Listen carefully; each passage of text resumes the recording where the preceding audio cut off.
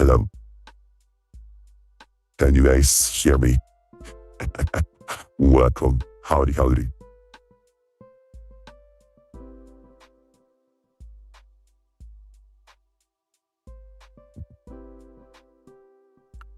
Yes.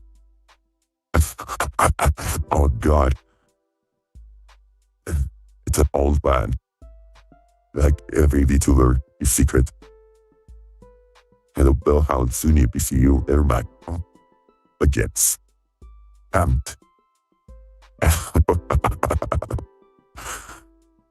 Alright, how are you guys doing? At least my stream deck is working for all the other stuff. It's just it's just not cooperating with OBS, which means I probably just need to restart OBS, but you know, I already have the stream going, so I'm not gonna do that. It's Tuesday, ain't it? Ayo. I hope I'm not messing your sleep schedule too much. But yeah, how are you guys doing? You might notice I changed my feature gift. Yeah,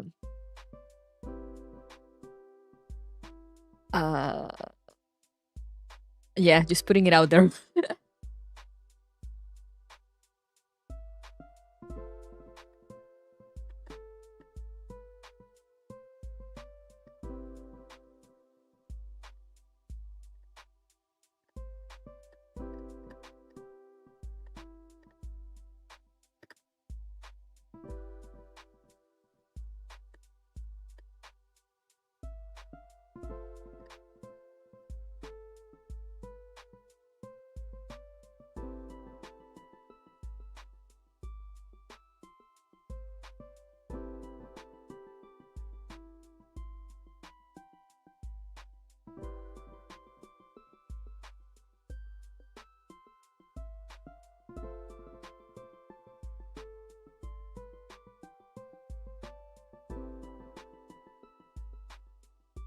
Sorry, I'm responding to someone on rears.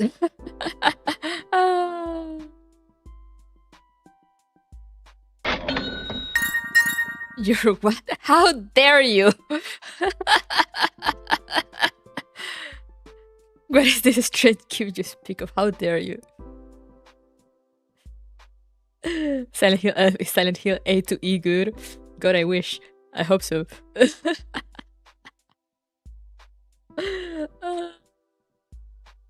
Please explain. Yeah, I just I really wanted to play Silent Hill. Now I guess now I guess we're doing it.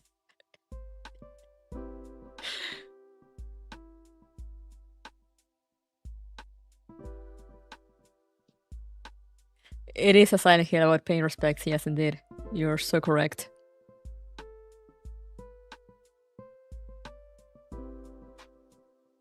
I literally just added it to Throne. Just now.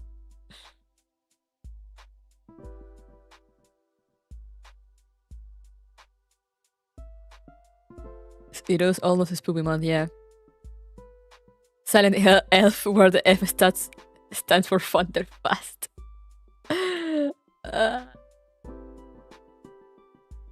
Thank you.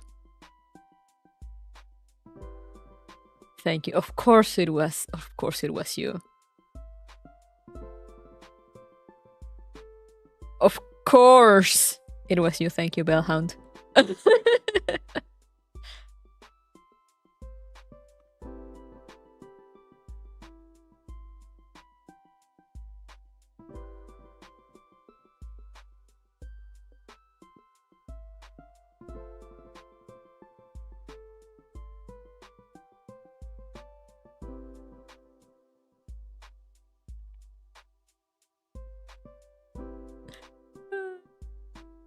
F for Fox, yes, it's Silent Hill Fox.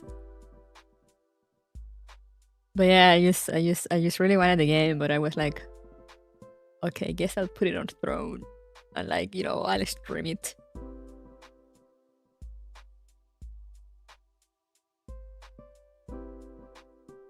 Because I really want to play it, but It is very, very expensive in Canadian money.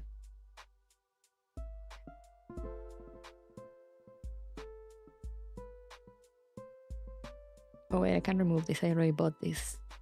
I already bought the Expedition 33.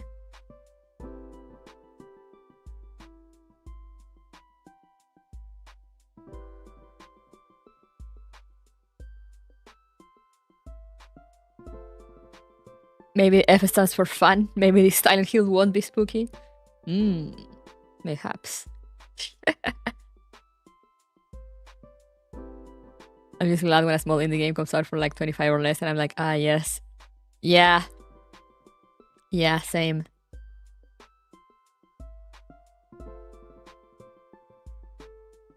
Is there anything that I'd like to remove from my... like, there's things that I probably already have. And I just don't remember.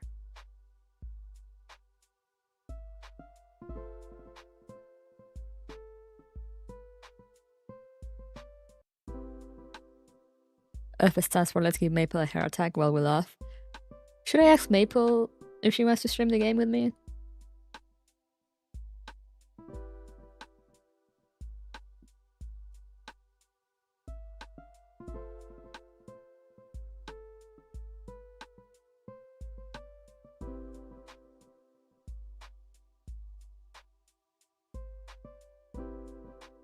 Here's what you do. What do I do? Betting on yourself, then let it her to play alone in the dark once done. Just make the most stressful choices.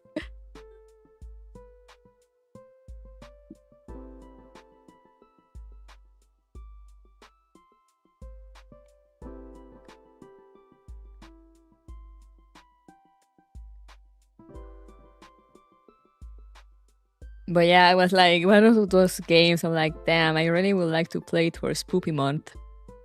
But I'm not. I'm trying to avoid buying games, especially pricey ones. Because I've told you guys about my my credit card debt.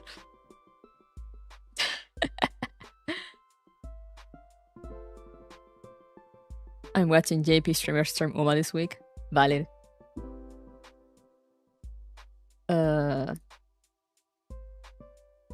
And the backlog. Yeah. Well, like, you know, the backlog has reached, I feel like it has reached a manageable level.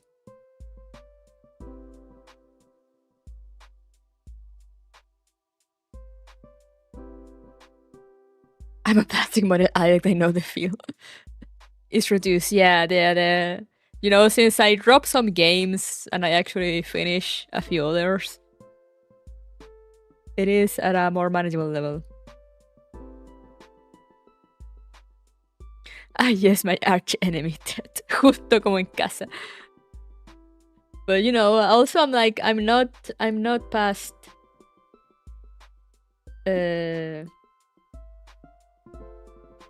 putting stuff on hold for a spoopy month because, you know, it's a spoopy month.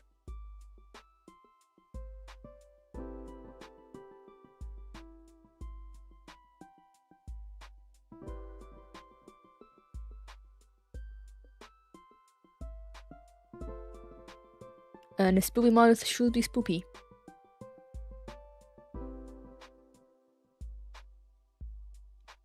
But yeah, it's all modern AAA games are going for like 100 Canadian, which is a bit too much for me at the moment. So I was like, I guess I'll try my luck. Maybe people will want to see me play Silent Hill on a stream.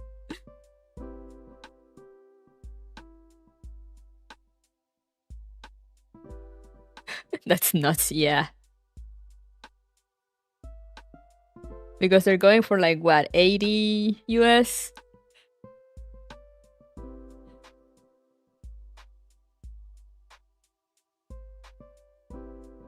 And that usually with plus taxes and everything translates to like 100 Canadian.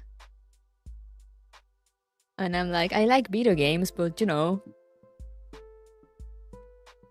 I can't go around spending $100 for video games at this point in my life.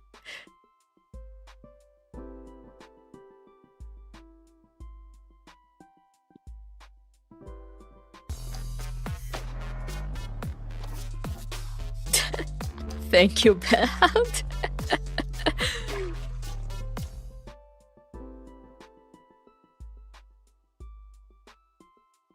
Silent Hill is 80. 70 for standard edition, 80 and up for deluxe. Yeah.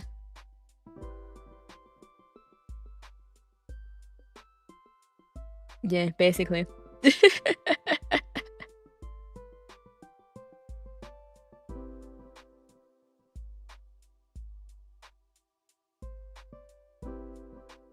You think games are so pricey now for real? For real.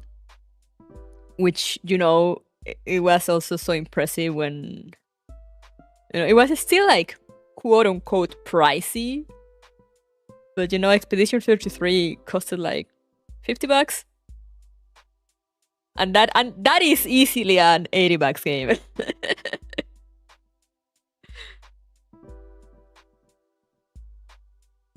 But nah, they were like here, $50.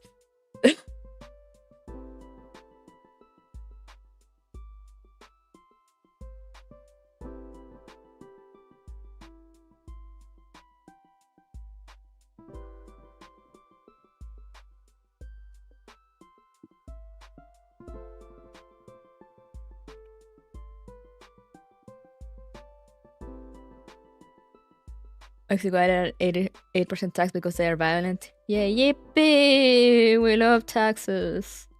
Doug, how are the taxes in Argentina right now? That is a targeted question. Taking wild shots at him.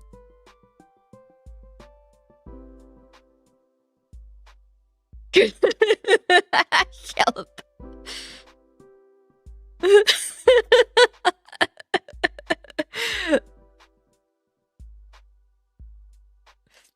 I think that says a lot about the tax situation in Argentina.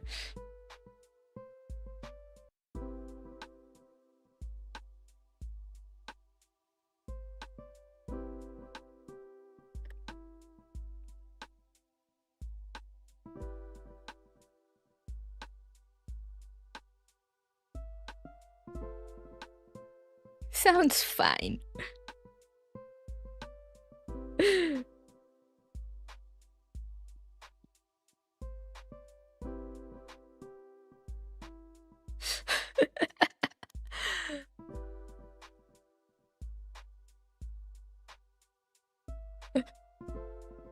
My civic duty and my wars in Argentina is against taxes.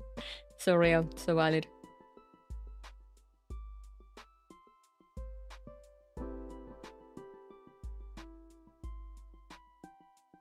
Tax hikes? Oh, you have no idea. You have no idea. How can I look at a video game tax? Sales tax, Argentina.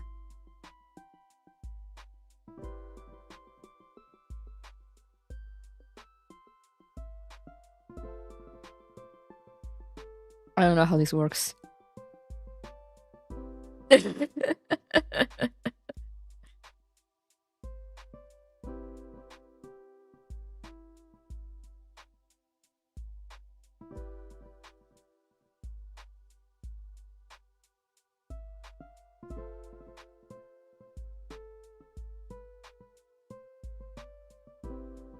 Do you guys still have like the extra tax on like Steam or something like that?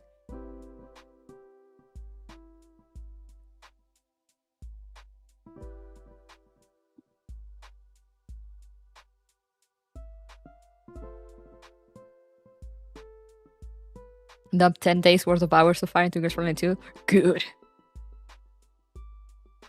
For now, no? Okay, good. Yeah, well, like I remember because they had like, I mean, it wasn't on Steam, but I think it was either like digital sales, or like something about using credit cards that will charge you extra, something like that. I don't know. It was insane. I remember all my Argentina friends were in shambles.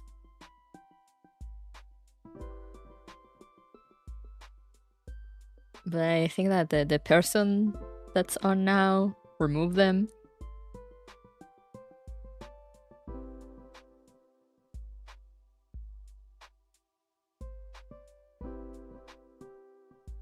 Like data distribution tax or like Steam tax. Yeah, no, it was data distribution, but it was also something to do with the credit cards, plus the 20% tax that they have, like the standard tax rate on sales.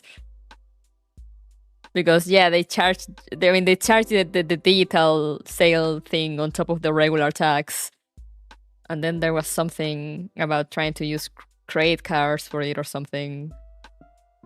I don't know. It was a mess. Like they I tried to understand it, but it sounded so complicated.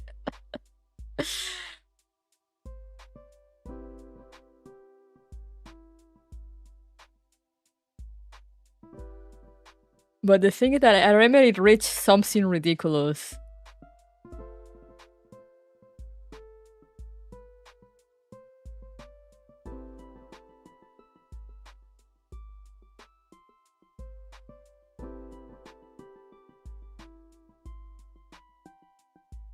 Information digital tax plus 16 IVA plus 80% violent tax. Sheesh. My province has a high tax rate, and that made me make it sound like I got my balls twisted. Yeah, I'm like, my province also has like a moderately high tax rate, but you know, then I see them going through it, and I'm like, you know what? Maybe 15% is not so bad.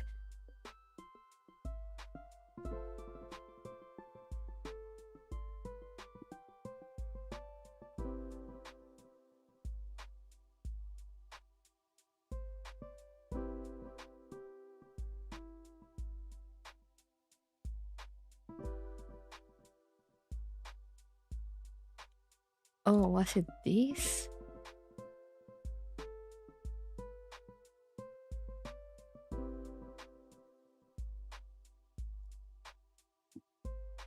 ¿Era lo del impuesto país o nada que ver? As of 23 December 2024, the tax referred to as impuesto país and imposed on certain purchases of foreign currency to pay for certain goods and services abroad has been eliminated after being enforced for 5 years. Okay, no, it was something else then. Maybe.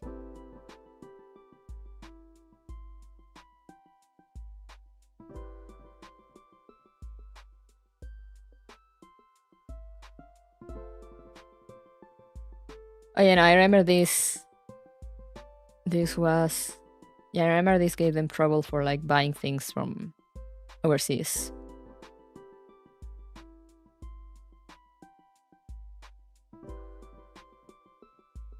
Or was it?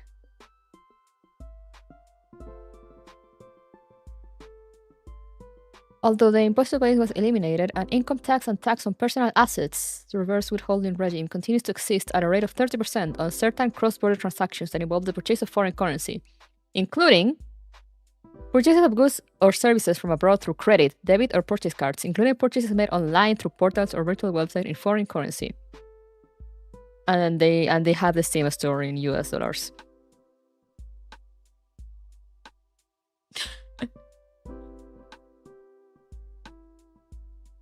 Hello, Ayo. Are you in bed now?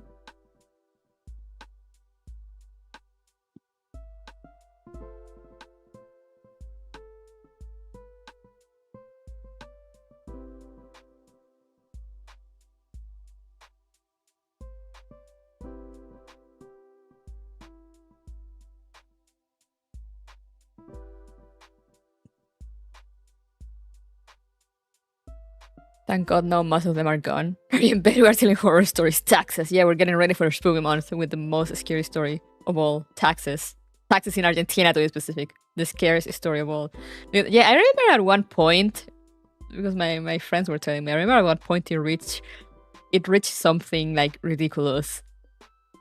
like trying to buy through Steam, it was like almost 100% tax or something like that. So you were buying the game like 2 times or like 2 times and a half.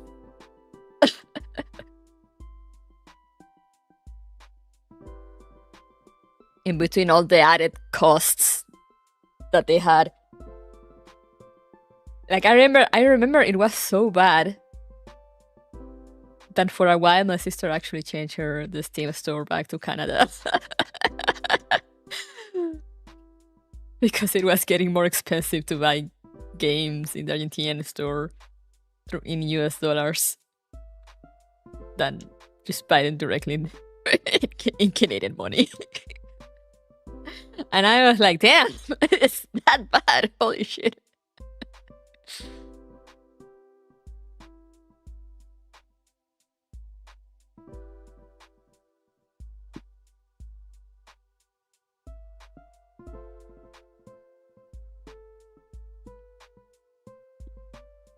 It was a stupid amount of taxes or like extra costs. And as I said, it was something because the bank will charge you or something like that for using like a credit card or whatever. I don't know, something like that. And then there's like they had like the sales tax, but then the digital goods tax, and then the tax for making purchases in foreign currency. It was stupid. And I am amazed that you guys survived through like a year or so of that.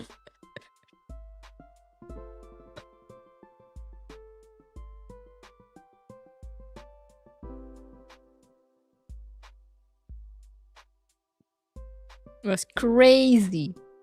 Crazy.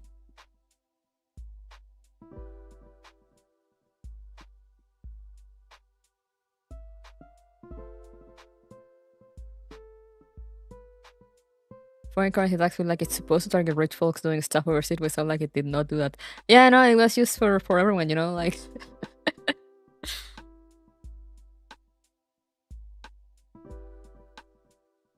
I mean, I think it was meant to like, try to avoid people buying everything from overseas instead of like contributing to the national economy. But as I say, they have the Steam store in US dollars, so it just fucked all gamers real bad.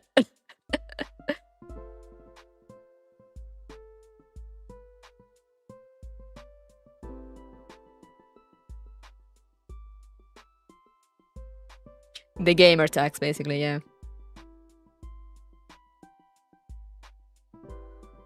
Never ask a woman her age, a man his salary, and in Argentina how many taxes did they pay out? Oh.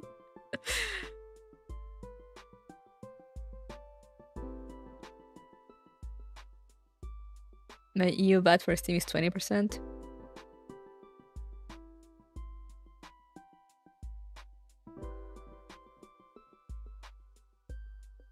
Guess I could live in Argentina. Maybe.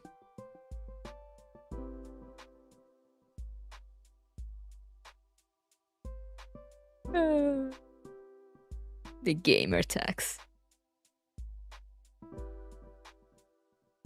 A passive skill you learn living in Argentina.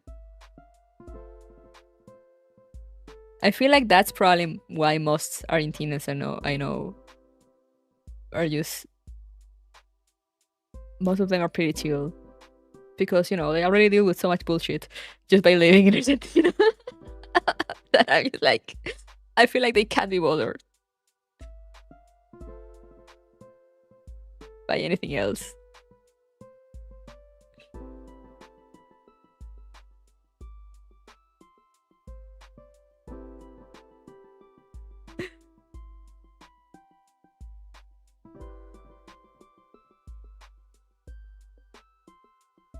Great place to visit if you have US or Canadian dollars, though.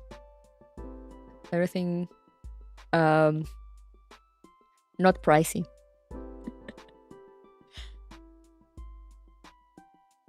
Great place to visit if you have US dollars.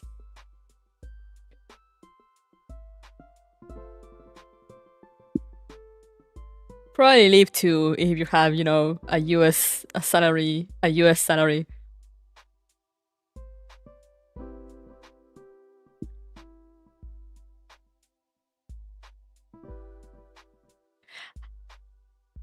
And now we're getting back on track from what I heard to how much the dollar blue went up. I never understood that the dollar blue.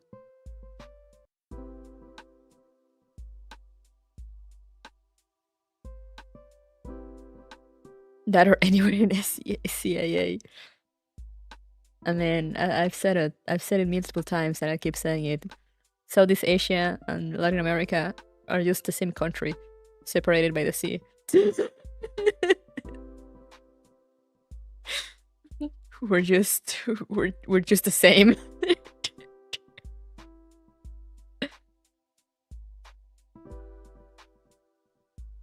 And I remember pre-Euro Italy going to a restaurant was like, yeah, your bill will be 500,000 liras. Is that a lot? I don't remember. I don't know that currency.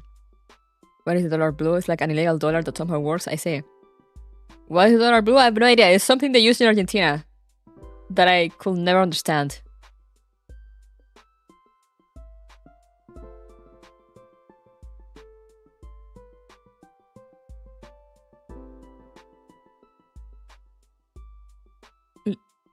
Half a million Italian liras was like 50. Oh. It was bad, I see. But yeah, it's like, I don't know, it's like the dollar blue is like, do you guys have it? Is it like your own dollar price or something? I don't know, it's so weird. If anyone goes to Argentina, though, just be ready that they will scam you in at the dollar exchange places.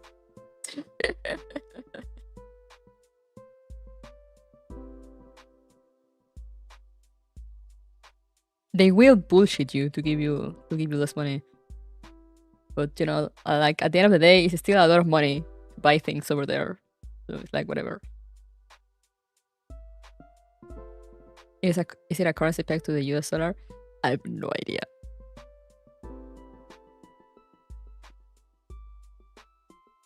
I luckily did not have to deal with it.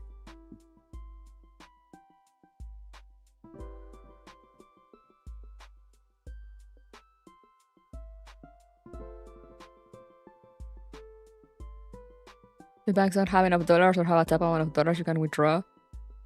That's insane.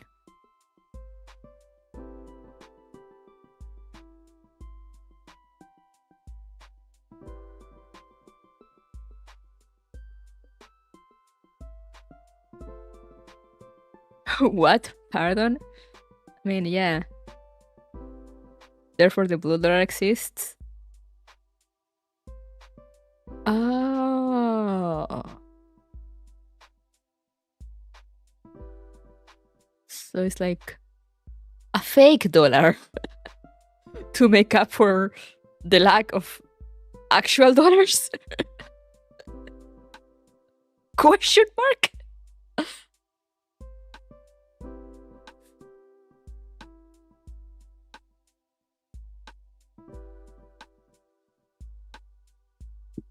Crazy.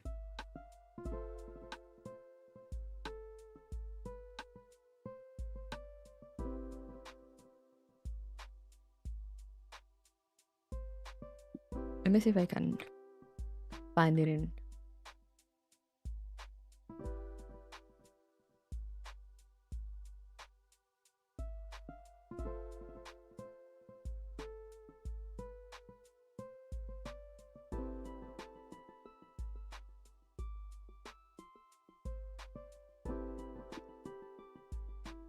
It's so fake that it doesn't have a Wikipedia entry to try to figure out what the fuck it is. That's insane.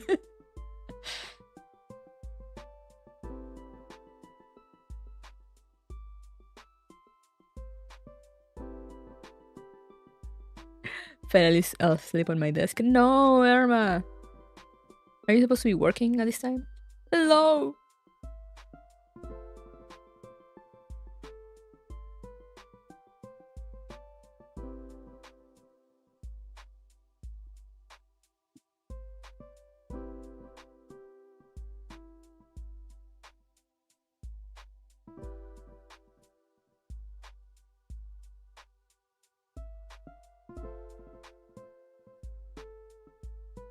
Go to work 1 hour and 40 minutes ago, so mentally exhausted. Oh no.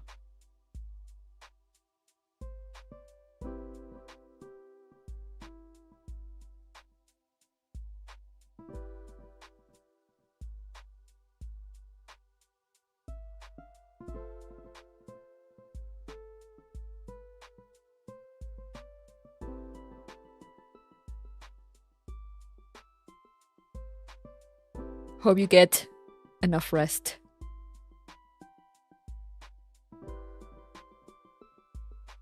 Official dollar.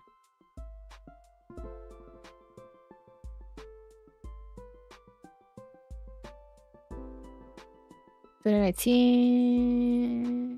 There was a limit of 200 US per person per month.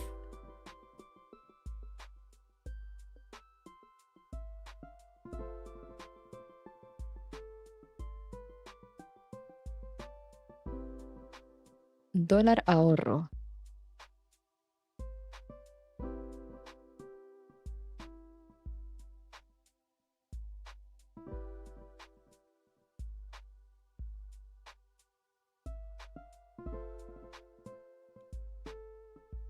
Dólar blue.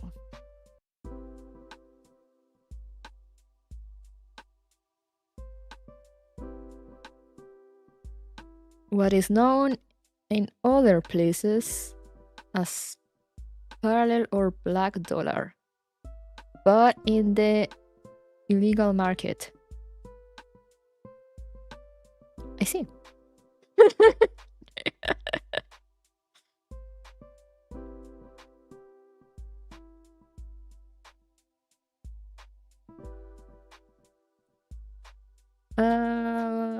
Dollar blue is the most common form to access dollars for Argentinians. Is the index they trust the most because it follows the logic of... Se me olvidó cómo se decía oferta y demanda en inglés.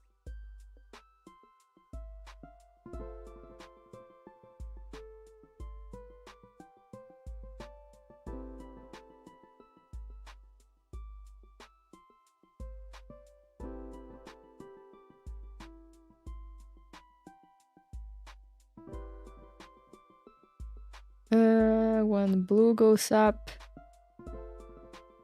it can reach a price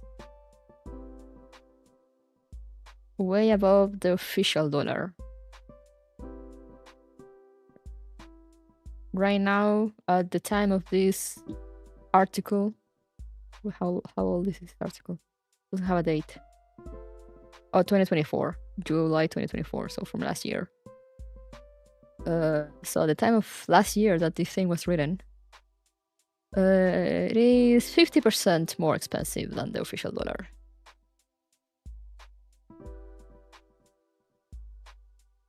They also have card dollar, paid by those who use their credit cards to pay in services charged in dollars, like Netflix, Disney, Amazon, or Spotify.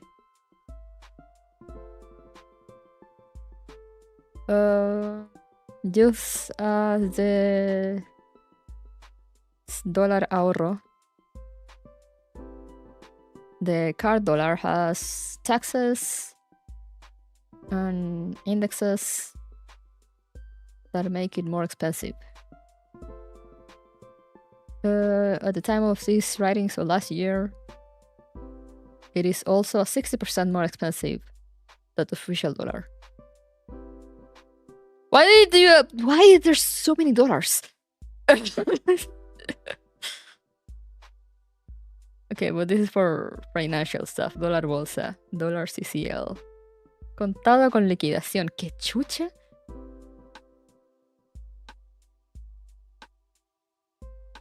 Oh, this is for like industrias, empresas.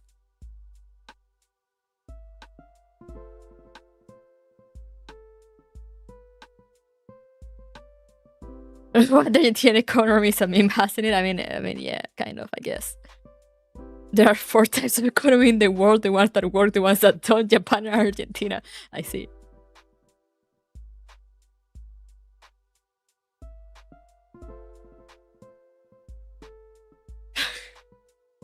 The more I hear, the less I understand. I'm like,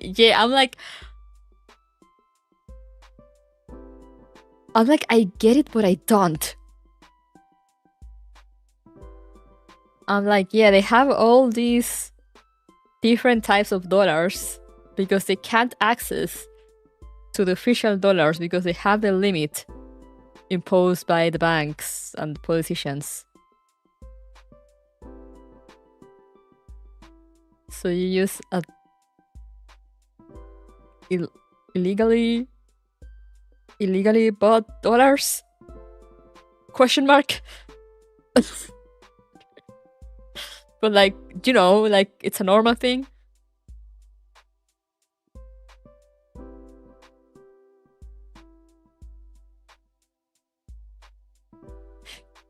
It just works. It doesn't.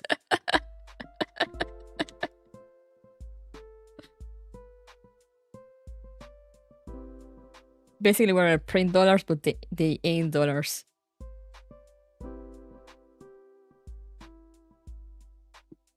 No, I mean they are. It's just you don't get them from the bank, from the official banks. I guess, unless I mean, I wouldn't be surprised if you can actually get them on at the banks over there, with how things work.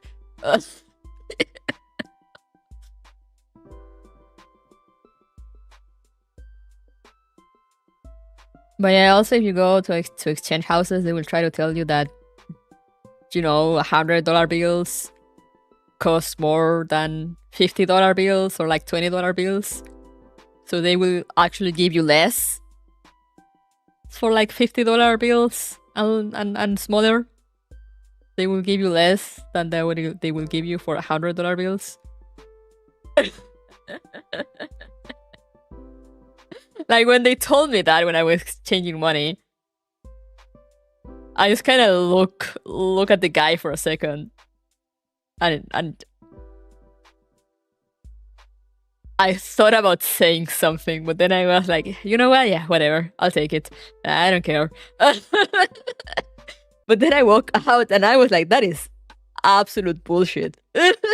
Like, I may have Canadian dollars. I mean, I may have US dollars on me. I'm from Chile. I know bullshit when I see it, and this is bullshit. But you know what? I'm in no position to complain.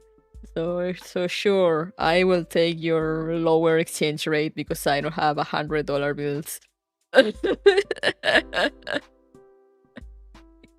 Like, whatever.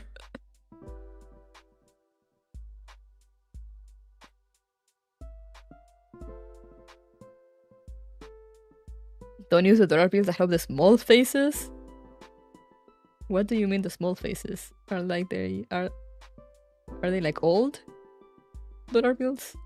I haven't seen enough US dollar bills to know. Do you accept Monopoly bucks? I'm ready. Meanwhile, Swedish money is getting more and more valuable, so much so I'll say 15% if I bought the same tea from Japan compared to the 1923. Ooh, nice. Yeah, the Canadian dollar exists. It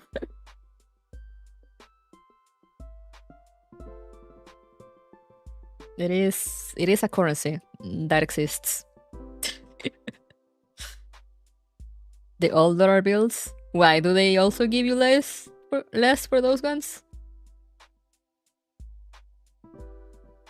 Will they try to tell you that, oh no, since they're old, you know, their value is less.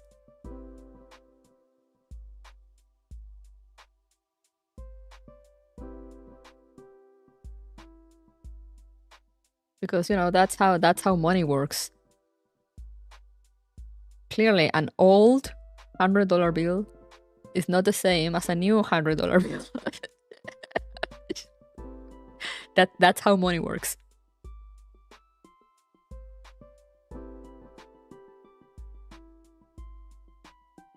They're supposed to give you more since now that money is now antique.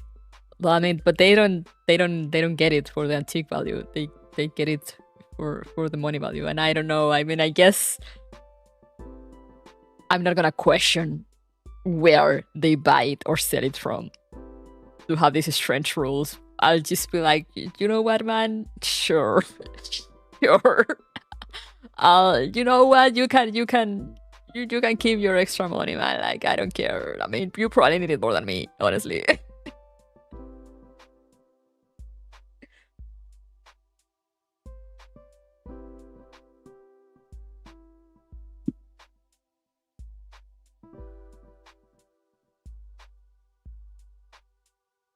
I only had $100 bill when I went to Argentina. And I ended up exchanging it to a friend. Because we went out on a day that it was a holiday. So all the exchange houses were closed and I had run out of pesos. But he had like the equivalent on him, you know, he could go exchange it. And like he asked me, like, you know, can you give me the $100 one? Yeah, I was sending him the smaller ones, just because, you know, brain work differently. And then he asked me, like, do you have like a $100 one? And then I was like, oh right. They'll give you more for the $100 one. I'm like, yeah, sure, have it. You have it, man. Thank you.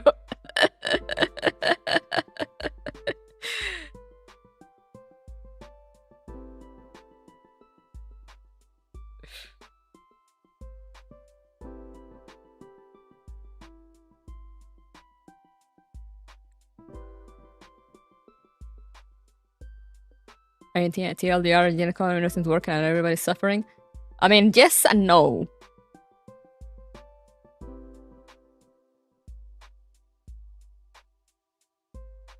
He had he.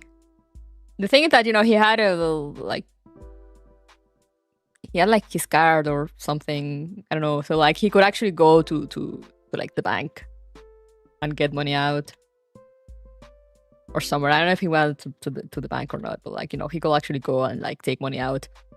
But like all the exchange houses were closed, so like I couldn't exchange money. So he was like, oh, you know, I'll stop by the bank and, you know, exchange money and then exchange it to you. And I was like, I have $100. And do you have that? And I'm like, yeah. But yeah, I gave him the actual $100 bill. Because they were like, oh yeah, right. They will give you less for the $50 ones. You're right. Here, have the big bill.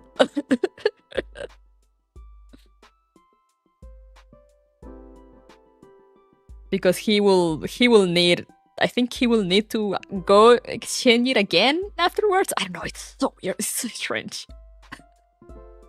Everything is so weird.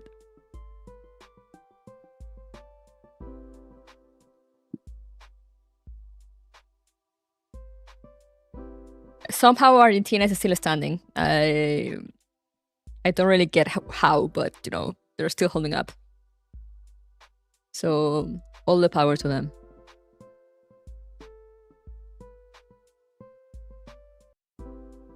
Somehow. I'm just like, I'm not gonna question it.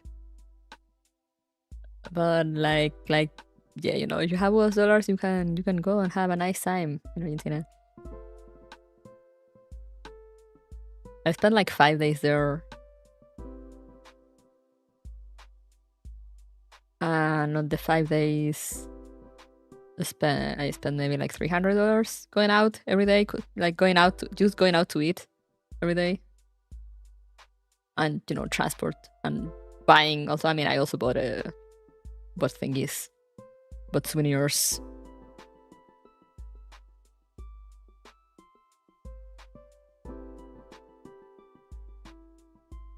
The more I hear, the louder the Gmod collision sounds are getting in my head trying to get how this works.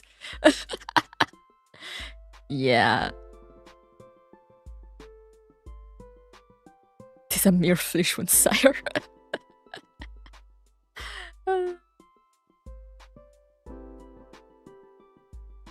Like I will see, I will go to restaurants and see the prices and be like, yo, this is like super cheap for like all the food I'm getting.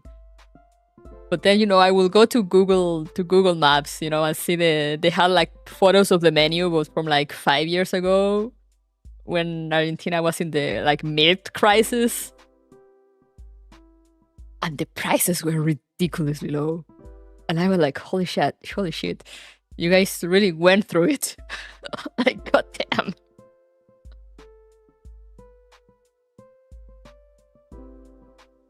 Like, stuff that cost me like maybe like 5,000 pesos.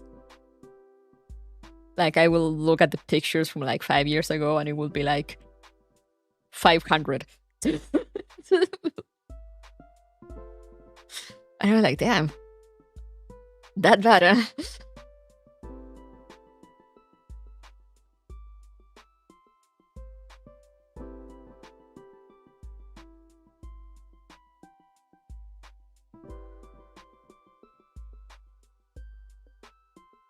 Seems like they are always going through it. They just went through it at that moment. Yeah, no, exactly as you said, Sonia. Like they're always going through it, but like at that period of time, they were going through it in like all caps.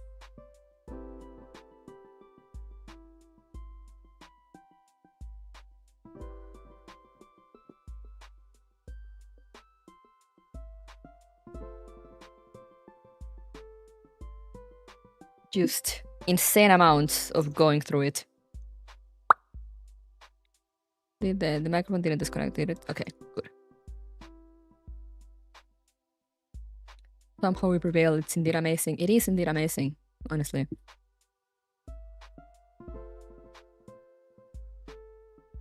I don't know if Chile has gone through such bad economic periods.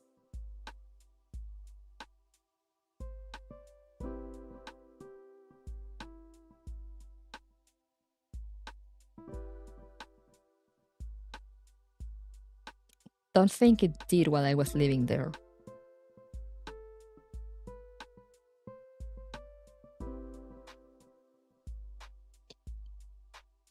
I don't know if before, probably.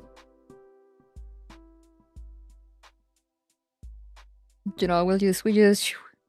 just had a somewhat recent dictatorship. With no economy issues, maybe, I think. Or not too bad, at least, I think. I mean, it's not like I paid anything for most of my life over there, so like I wouldn't know. I wouldn't know for sure.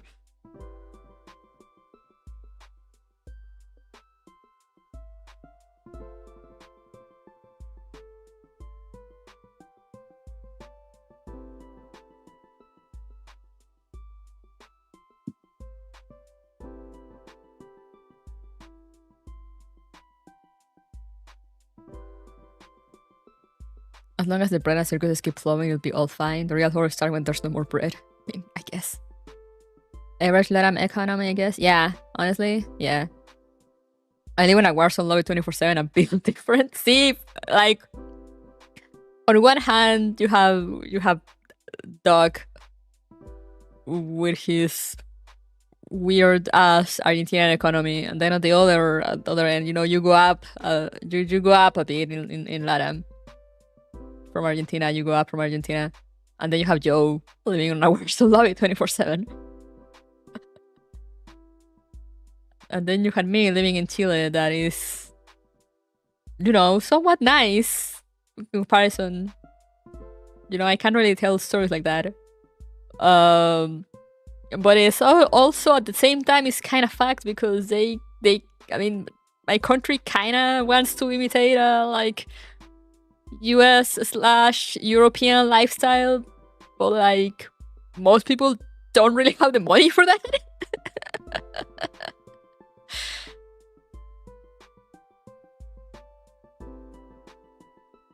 So everyone is just constantly in debt. Except like the 3% that are rich and own like half the country, which is like 5 families or something like that.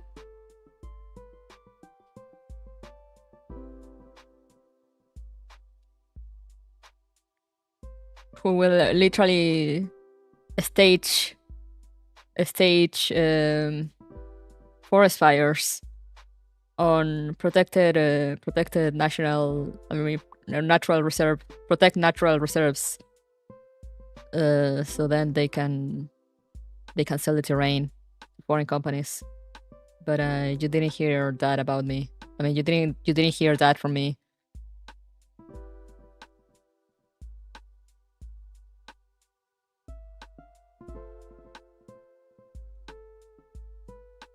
In fact, I think that a lot of American and Canadian households now, so in a way they are succeeding. I mean, yeah, I guess.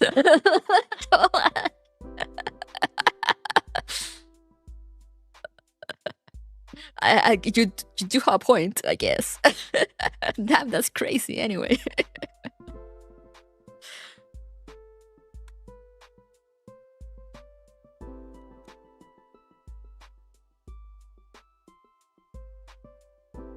I went to high school with a Chilean. Their parents came to Sweden in like the 80s as refugees. Probably the 70s. It is, yeah, it is the 70s. 70s and 80s. I mean, some of the 80s too. 70s and 80s. You're gonna find a lot of Chileans everywhere. Hi, Clemir.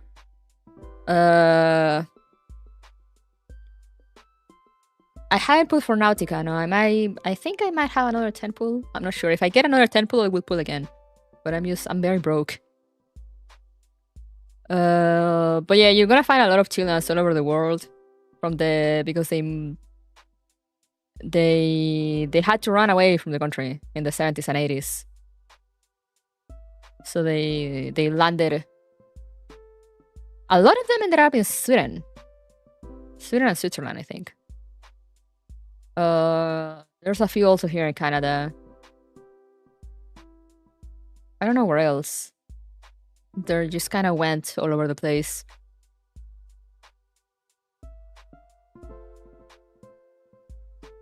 Like I have told you guys about like my who I call my adopted grandma here.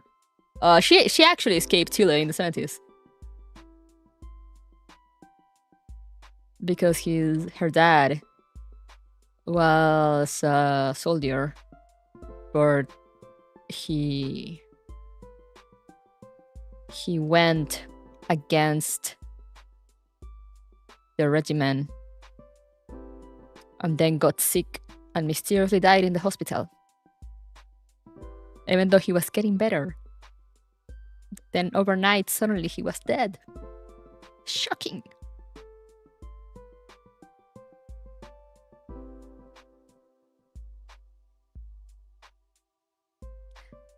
And she absolutely didn't have a nurse on the next day. Whispering to her ear as she was leaving. To tell her your dad didn't die, he was killed. And then disappeared mysteriously. So anyway, that's how she ended in Canada.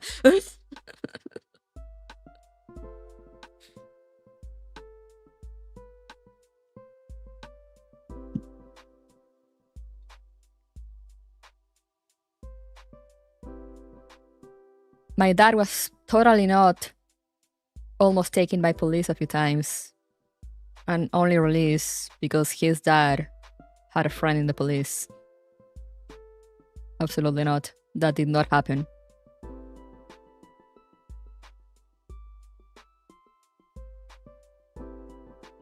That's a GTA post time if I ever heard one. Yeah.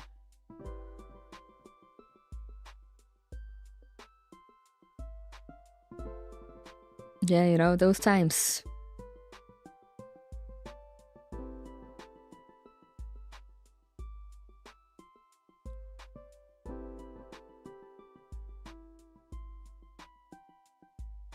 My parents didn't live through the worst of it, but they did. They do remember having the curfew, like through most of their childhoods. And like the curfew was like, they told me at one point it was like at 4 p.m. and then they started like extending it.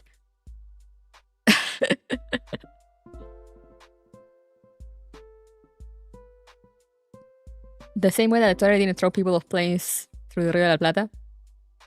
Yeah, no, exactly. And the exact same way that they totally didn't throw people off helicopters in Chile to, I'm not sure where, but I just know it happened. In some lake or another. Tied up. With cement blocks tied to their feet.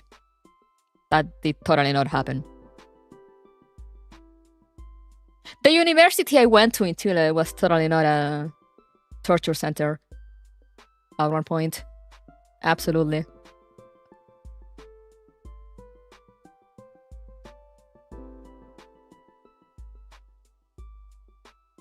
My dad got employed by a Swedish physicist and Nobel Prize laureate, so that's why I'm in Sweden. Fun coincidence. Huh. That's fun. I mean, that's actually fun, not the quote-unquote fun stuff where me and my Latin bros are here going on about. Oh.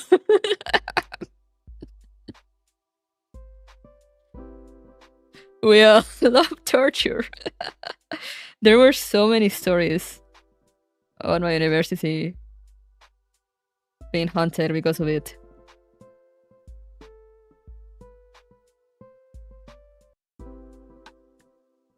Totally kissing and got gunned down in a secondary high school. Oh yeah, we had that too! I don't think it was kids though, on my end. It was workers. But it was at a school. It was minors. At a school. They were at a school. They were totally not gunned down for protesting for the rights. Famous European lore versus Latam lore, you said. Regular Latam lore.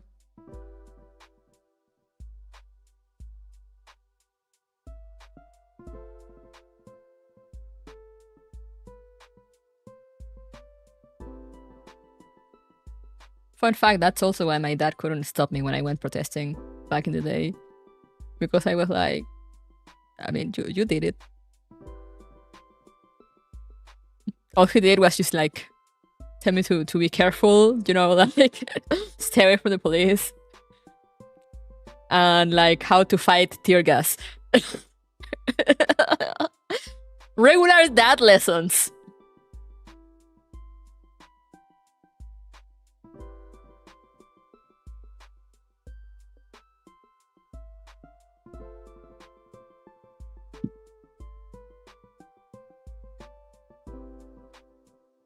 What do you mean your dad never taught you how to diminish the effects of tear gas?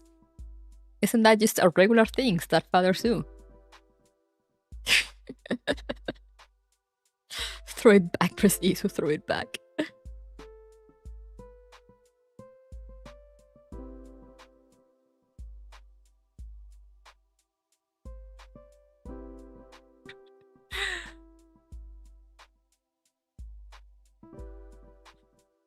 He was like, I remember he was like, your dad doesn't love you, he didn't do that. Yeah, exactly.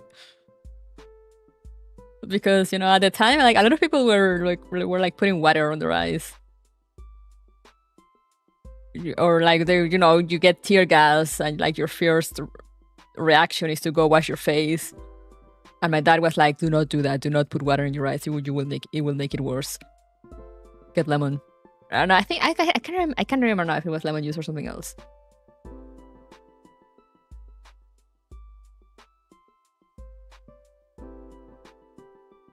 Meanwhile, my dad survived the Torah and nothing happened in Peking event back in 1989.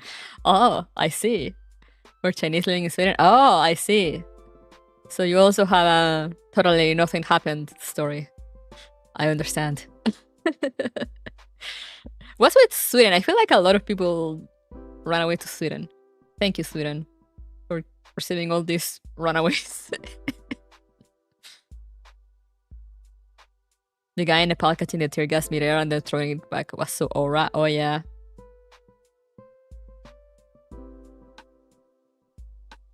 $1989, I hear nothing happened that year. Absolutely.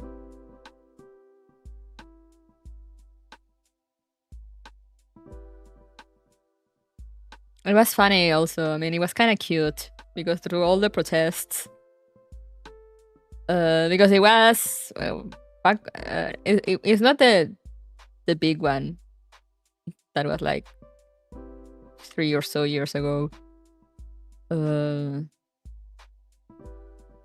Because I was here when that happened, but it was the student one from like 2019.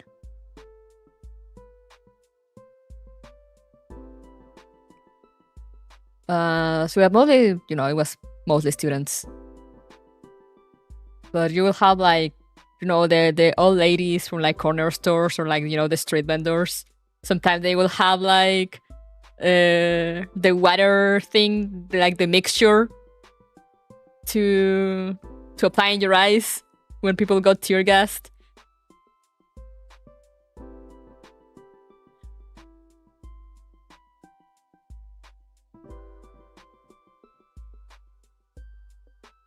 Like they will just have it on them to give to the students when the tear gas started.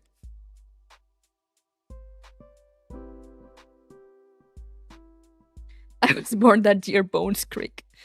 Haha, I'm younger than you, Sonny. Not by much, but I am. But yeah, I always run away, whenever I got to the end of the stuff. Because it was, it was like marching. So, just walking, parading from point A to point B. Whenever I got to the end, they will just kind of walk around for a bit. And then at the moment I saw the police, kind of starting to look around, and we were like, all right, it's time to leave. I did get chased by a gas car once, so with a group.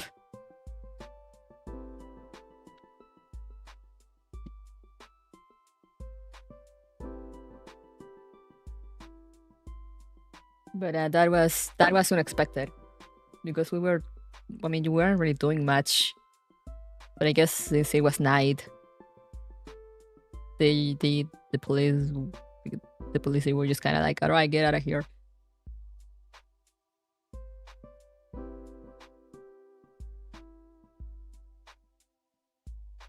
And they deploy like the armed police, like the one with shields and batons and helmets and stuff.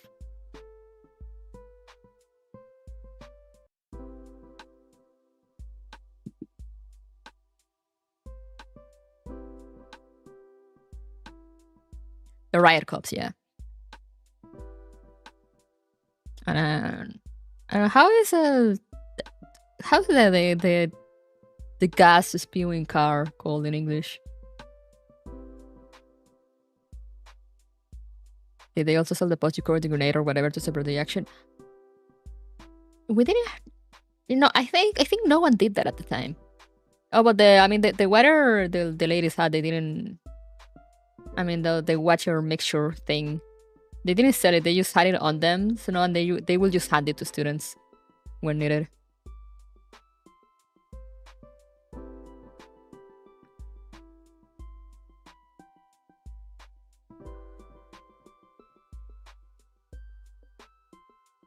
But yeah, we didn't have that technology. We had our little symbol, the killer cop killer dog. that was his nickname. It was just like a random stray dog on a place that hung around a place that usually had like protests very often. And every time people caught him in pictures, he would be attacking police. So everyone just started calling him the cop killer. It has been an hour of yapping. You are so correct. Yeah, let's jump to the other horrors. Enough of LATAM horrors. It's time for Antarctic horrors. What a king, I know, right? But yeah, it is time for Antarctic horrors now. I'll just end all this rant by saying that's why I would kind of love for Reverse to do more stuff in Latin America during those times, you know, because I feel like they could really pull off showing all the horrors at TM.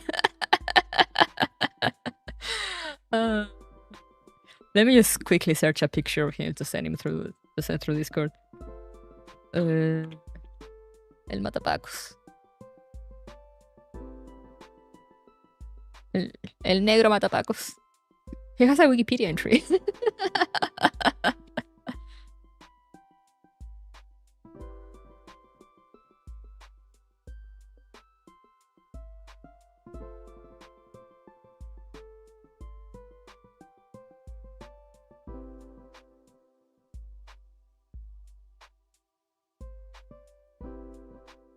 I'm gonna throw the English one on the on.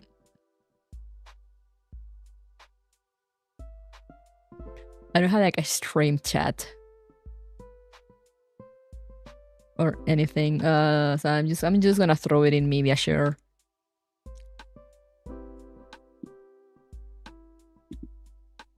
And the one in Spanish. In the Spanish chat for the Spanish homies.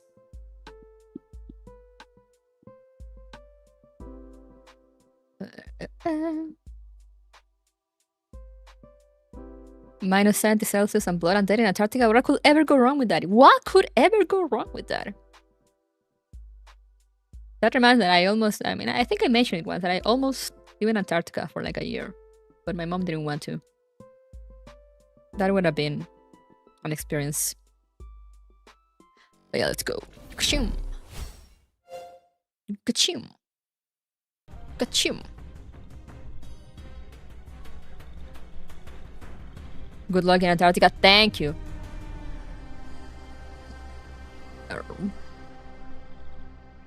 Riot police car. Oh, for the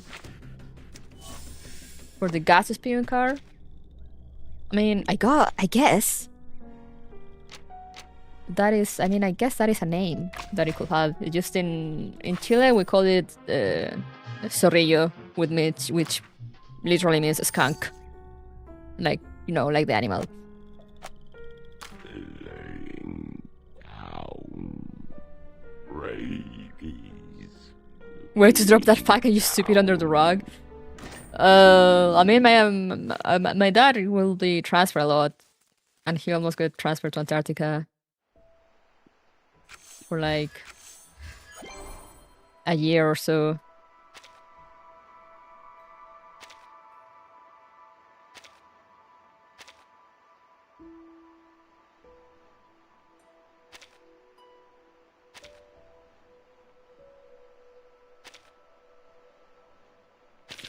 I see. And yeah, since it was like a, you know, like a remote location, and it was for like a year, usually those kind of transfers, you know, they kind of send you with family. And I was tiny. I was tiny. I was like maybe like 4 or 5. But yeah, my mom didn't want to because Antarctica. Not much to do in Antarctica.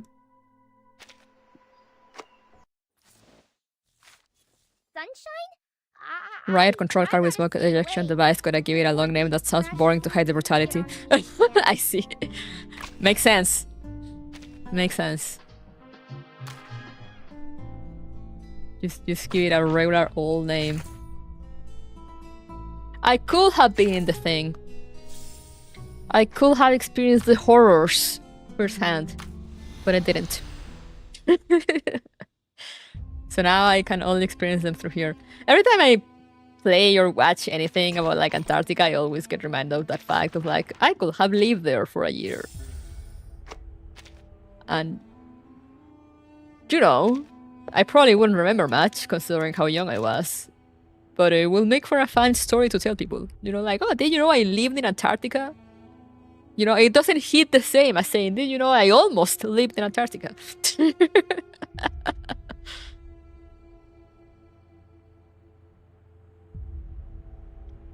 But anyway, let's go.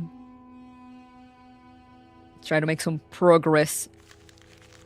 So we were March 30 at, now it's 8:40 p.m. under glaring light. No, not a coronal mass ejection, just an unexpected firework. I am an undercover Antarctican penguin, yes.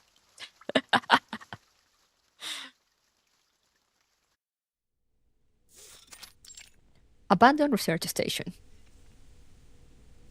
Another equally forgotten research station. Close enough, just a few slopes away. Yet it proves enough distance to put the crazed dogs off their chase. Oh yeah, we were running from crazy sled dogs. The windows are drafty, the power dim and dying, but at least the air carries no stench of blood or decay.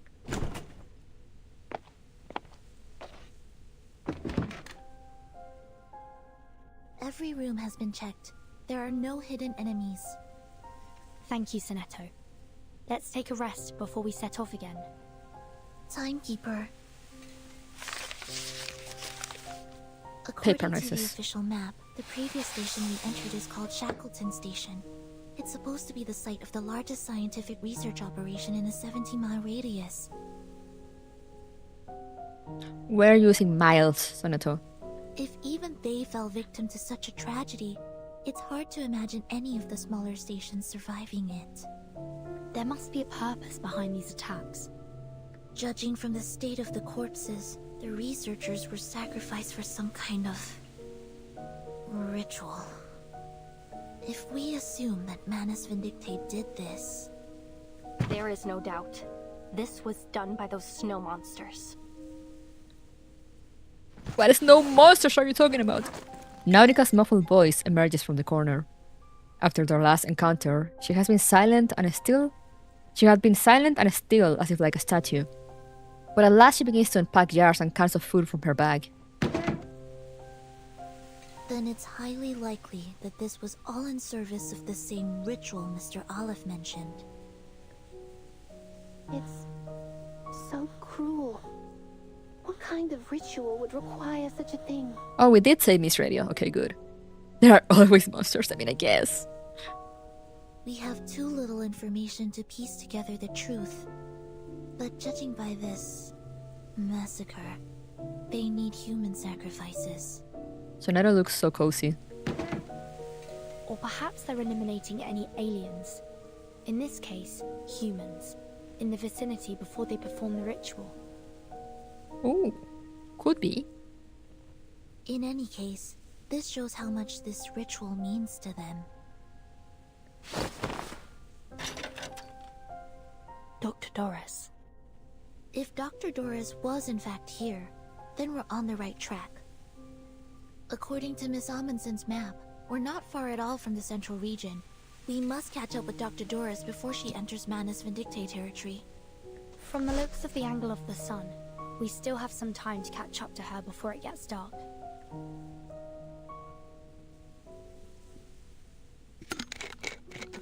Does it get dark in Antarctica? Nautica arranges the food by type and size, muttering under her breath. Mother Spirit, thank you for feeding us and for everything you provide. Yes? Oh, okay. I thought it had the saying also of like... Or is that only on winter? Question mark? When it's like dark all the time? No darkness between November and April, if I remember correctly. Ah, that makes sense. But yeah, makes sense. And of course, thank you to Miss Furton and Miss Sonetto for providing the food. Their voices fall quiet for a time, replaced by the soft murmur of chewing and the slurp of canned food. It wasn't like the North Pole where it gets light or dark for long times. Oh yeah, no, I meant Sorry, I meant the question by the fact that you said it, before it gets dark, as in like, before night falls. But I'm like, doesn't there like it just gets dark for a few months and then there's day for a few months or something like that? Their voices fall quiet for a time, replaced by the soft murmur of chewing and the slurp of canned food. I'm glad to see you looking more calm. Sorry, I wasn't always like this. She stammers out an apology that gathers into an explanation. I was... Traumatized? They said I was like a fearless sled dog. Don't worry. I understand. We've all gone through things that have scarred us. The incandescent lights flicker as if nodding in agreement. Is it to do with what we saw in Shackleton Station?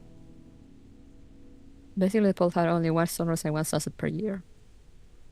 Yeah, that's what I remembered. Maybe they're not like south enough? Question mark.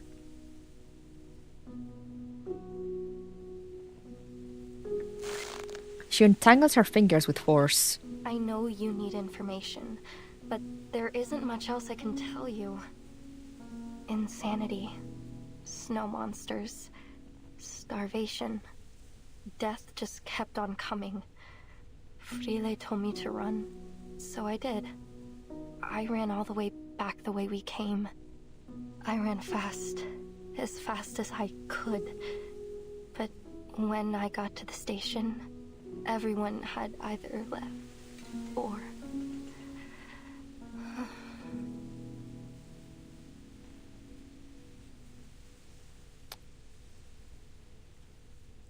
Side note, just listening about Nautica, I remembered.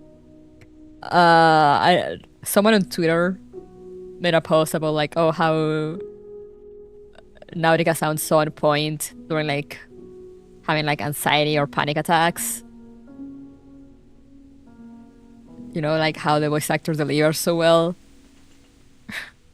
And the voice actor found that and quote tweeted it and was like, "Thanks, it's because I have anxiety." That's so funny.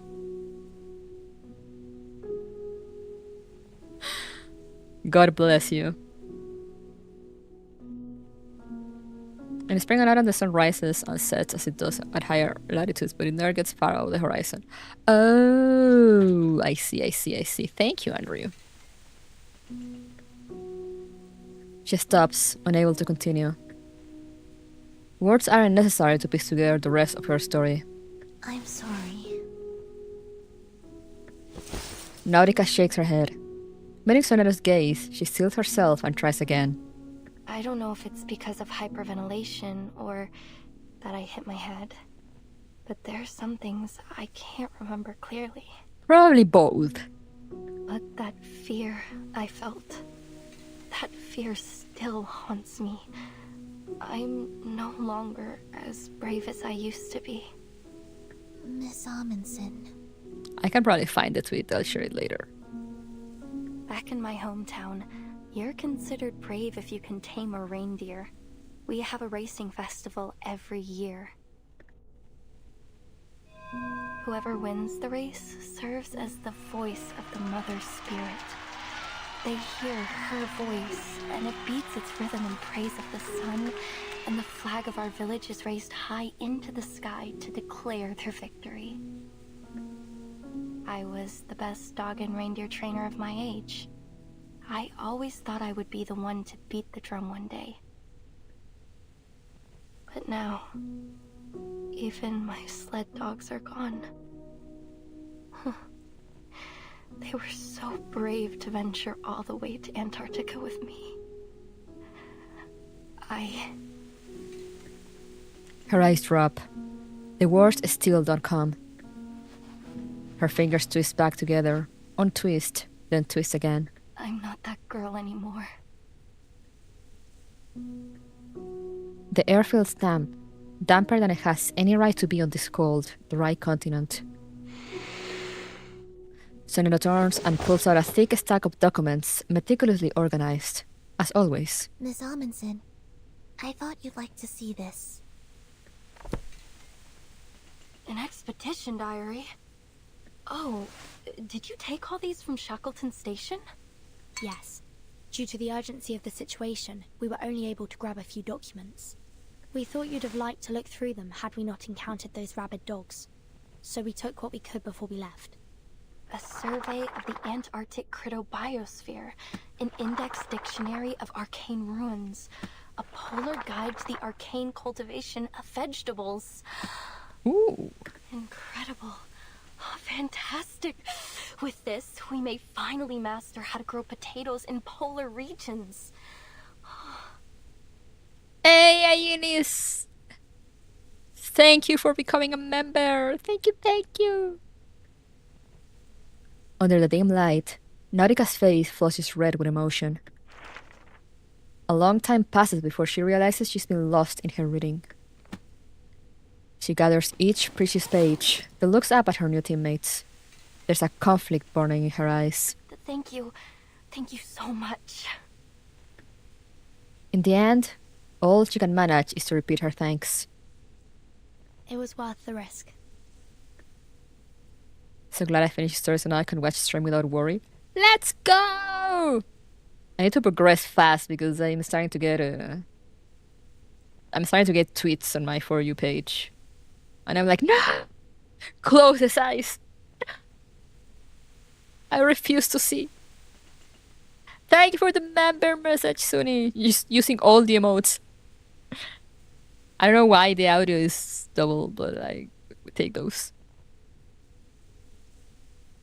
The scent of canned food lingers as each savors both the fullness of their bellies and the rare moment of peace.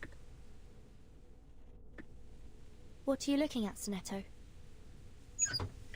Sonetto closes the door, looking very grave. The sun doesn't seem to have moved at all since we last calculated the angle, Timekeeper.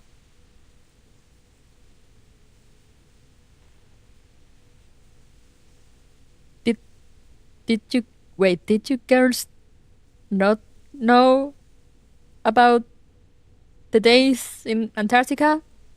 Question mark? That's not good. Lots of people are talking about it. Yeah, I hate Twitter.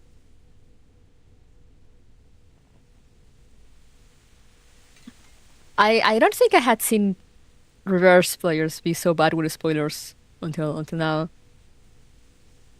I mean, some of them still tag them, but you know, they still post the screenshot without the spoiler blur, and I'm like, bro, it's just like 2 clicks. Come on. Oh no, they are dumb. The sun does move with near dips below the horizon in polar summer, so yeah, I'm like, did you girls don't know that days work differently over there? Oh, is it the midnight sun? If only I had the eyes to see it. Technically, it's autumn in Antarctica at the moment. Polar day only occurs in the summer months. It is autumn. They got that right. Indeed. We've seen it rise and fall several times since we left from Tierra del Fuego. Tierra del Fuego! Sorry, will always be funny to me. Also, they got the season right now.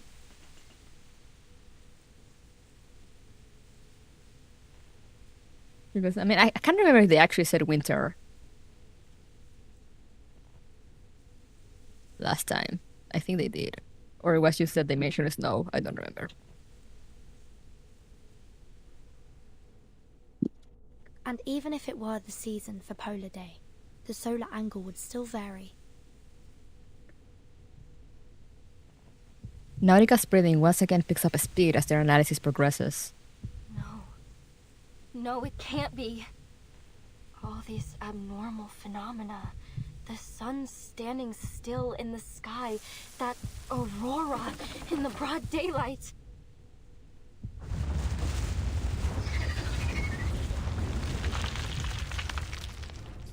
Earthquake? Are there earthquakes in Antarctica? Question mark. I think they were talking about how to spend the winter last patch, which means it was autumn.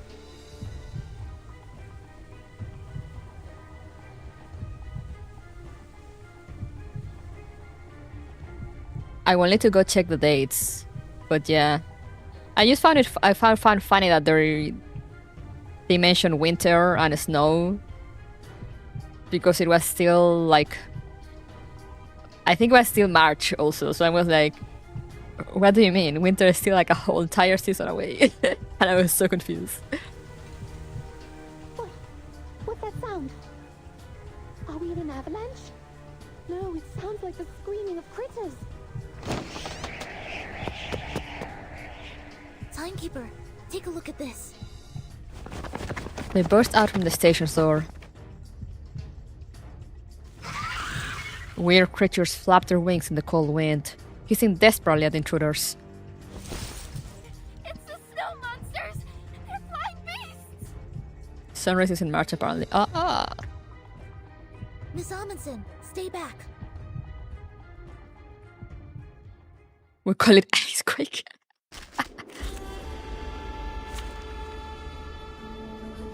See, I name it hydrogen. For hydrogen bomb. Oh no! Horrors beyond human comprehension.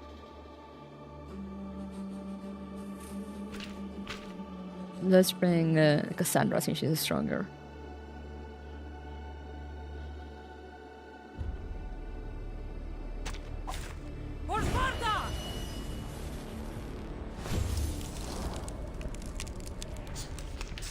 The snow monster! These are Manus reformed Aliciaus. We've encountered them before. Then we're heading in the right direction. Don't what? Enemy reaction predicted. Would you care to lie down? I had it on auto because I was farming yesterday. Find your mark. A fort. But I don't like having it on auto for stream because it's like A mistake.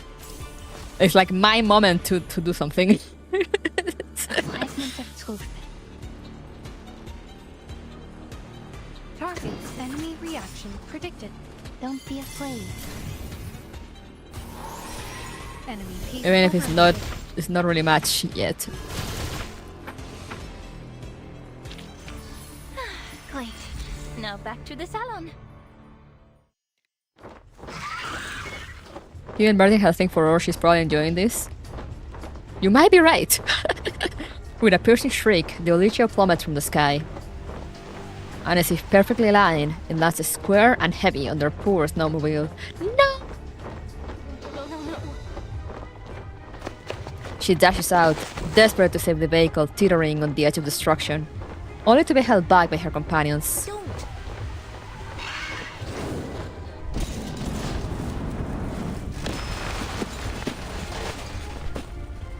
Well, no more Vertin reckless driving. Flames shoot out first, followed by a screeching roar.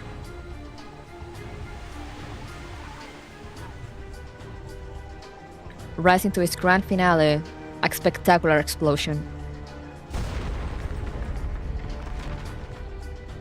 The transmission tears free from the blast. The snowmobile lies scattered across the wide ice field, flames still licking over its spilled fuel tank.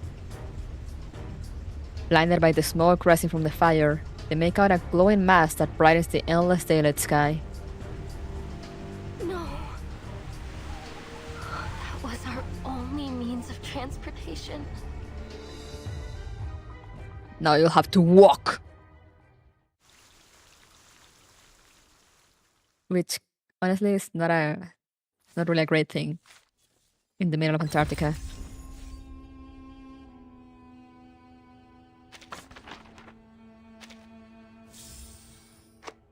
Oh, this is moldier.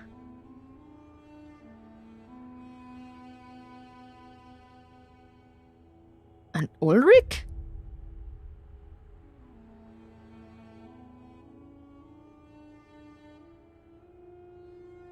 Huh. The worst journey in the world. It is now midnight. We hope someone found joy in the ride, even if just for a moment.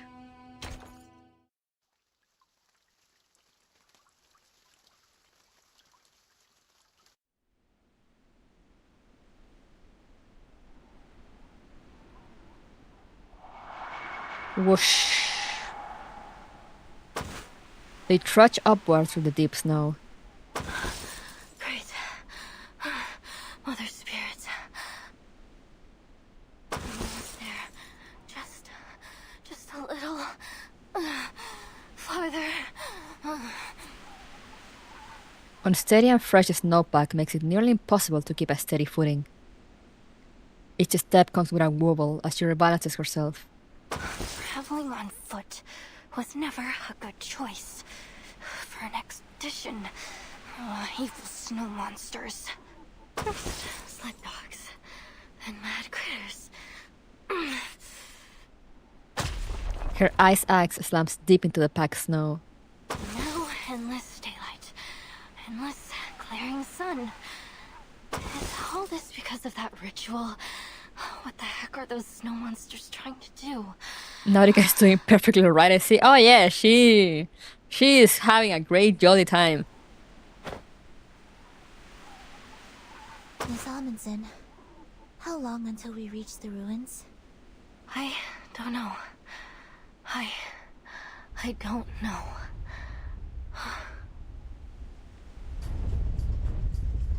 What's that? Careful, something's coming. Not again! A low, thunderous rumble vibrates the ground beneath their boots. An earthquake? No, not an earthquake. Lower your body.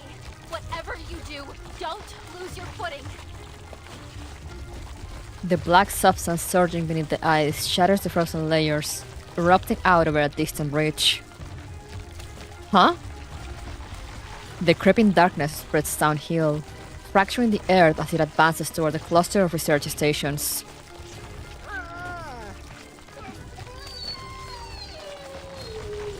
We met her all alone and in black slime and hearing voices in her head, and it's all been downhill from there.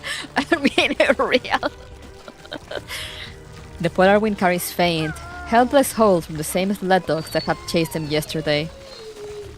The sled dogs. Oh, they're smart. They avoided the cracks very intelligently. Nautica murmurs under her breath, unable to hide her concern. Nautica, you're a capable reindeer and dog trainer, right? Oh, no. I really don't think that's a good idea. They tried to kill us yesterday. Her protest died on her lips until, finally, she solos up her remaining objections. Well, maybe I can give it a try. They might still have some sense. On hands and knees, she scrambles up the slope. But it's been a while since I last gave any orders. What if they don't listen to me? Come on, Nautica. Time to hit the drum. Merton is like, Pat's shoulder, you got this, homie.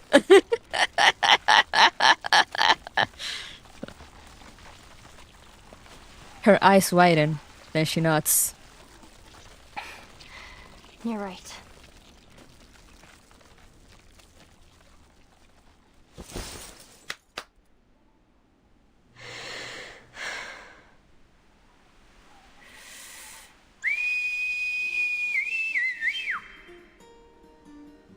That was an impressive...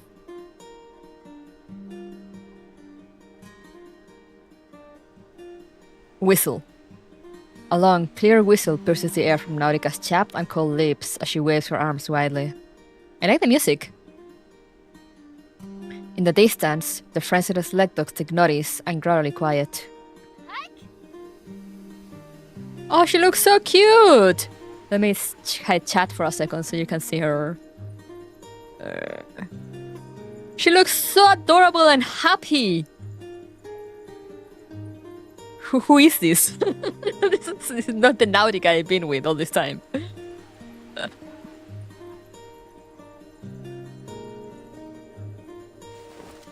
She sweeps her arm backward in a grand gesture. That hike is so cute. It is!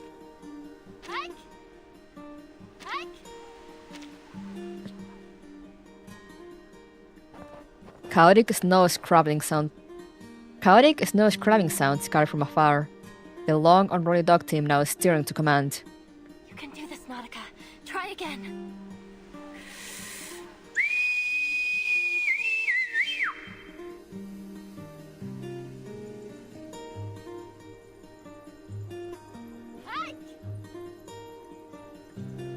A pulse hangs thick in the air. The sound of barking dog gets nearer as approaching pulse turns the snow into a rushing tide of powder. Easy! Nautica presses her palms downward. Ready, everyone! Her legs are shaking, but her eyes glitter with acceleration. Timekeeper, are we really going to do this? Yes, Sonero! I don't know what we're doing, but yes, are we riding the dogs? The dog team is nearly upon them, still half wild as they speed forward. Yet in a single swing in motion, Nautica pulls herself up and over the top of the lead. They are! Miss Raider rustles, nearly tumbling from her perch. Oh, this is such a cute CG! Is it advancing automatically? It is not. I'm gonna save it.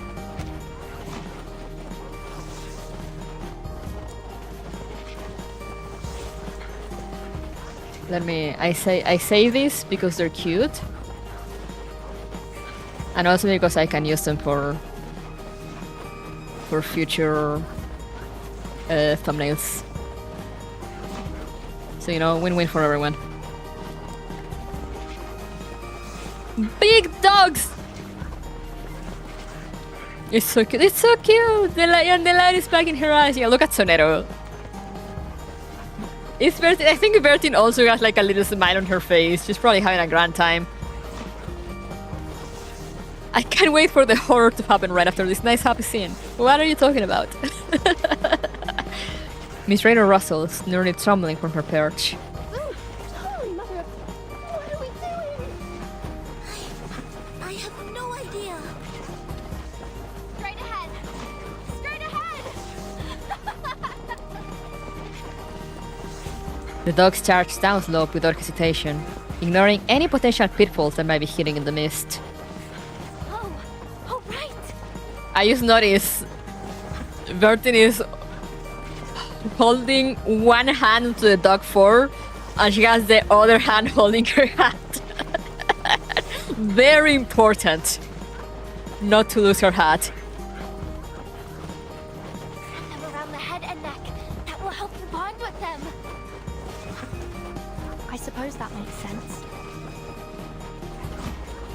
Fingers brush over a sled dog's head, coarse yet soft fur slipping between them. I hope Ulrich has come across friends as reliable as these.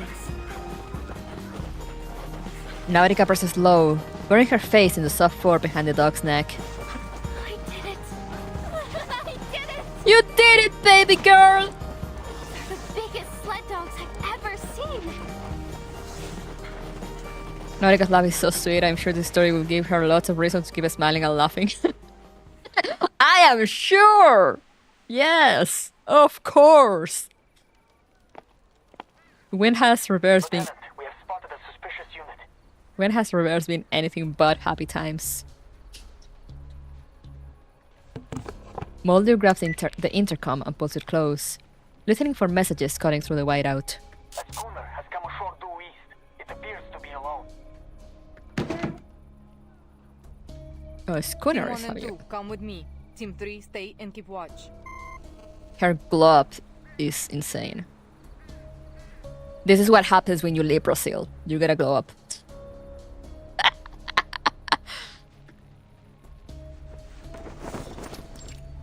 Former Sino Sentinel Unit Station. With mutual trust, the disciplined soldiers move in perfect and silent synchronization, sleeping behind a natural barrier near the ice shelf. With an anchor's splash, the schooner drifts up against the icy shore.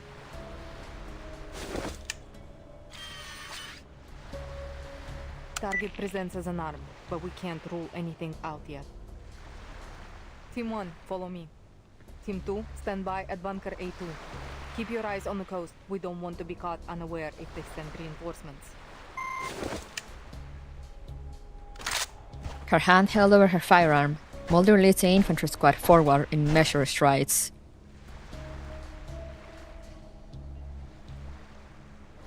Blinded by the whiteout, the schooner's passengers marched themselves obliviously into the waiting ambush. Seasickness, whiteout, and judging by the trembling compass pointer, something's messing with the magnetic field here. Whomst? Boss, you're probably the least suitable person in the world to be doing this mission. Shoot. I can already hear my silicon dioxide crackling. That's Ulrich. Find a windproof bunker. I need to reapply the hydrophobic and cold-resistant coatings. Now! Muscles snap in unison. All aim at the Waken and his guard.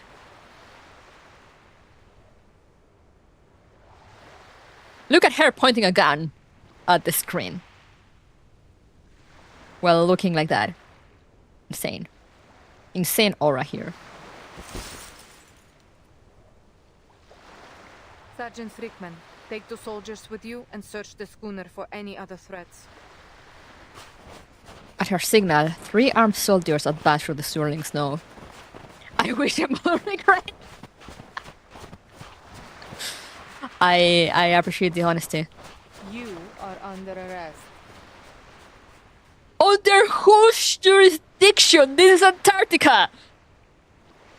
An ID badge hangs conspicuously on the chest of the figure before them. On the chest of the figure before them. Laplace researcher. The ferrofluid inside his head morphs through multiple shapes at blinding speed. That uniform. Are you from Xeno? There must have been a mix-up. We have the official approval of the St. Pavlov Foundation. After a prolonged silence, the guard interrupts his testimony. Boss, I've seen their faces hanging in the Hall of Merit. So unless they're ghosts, Oh, who are you?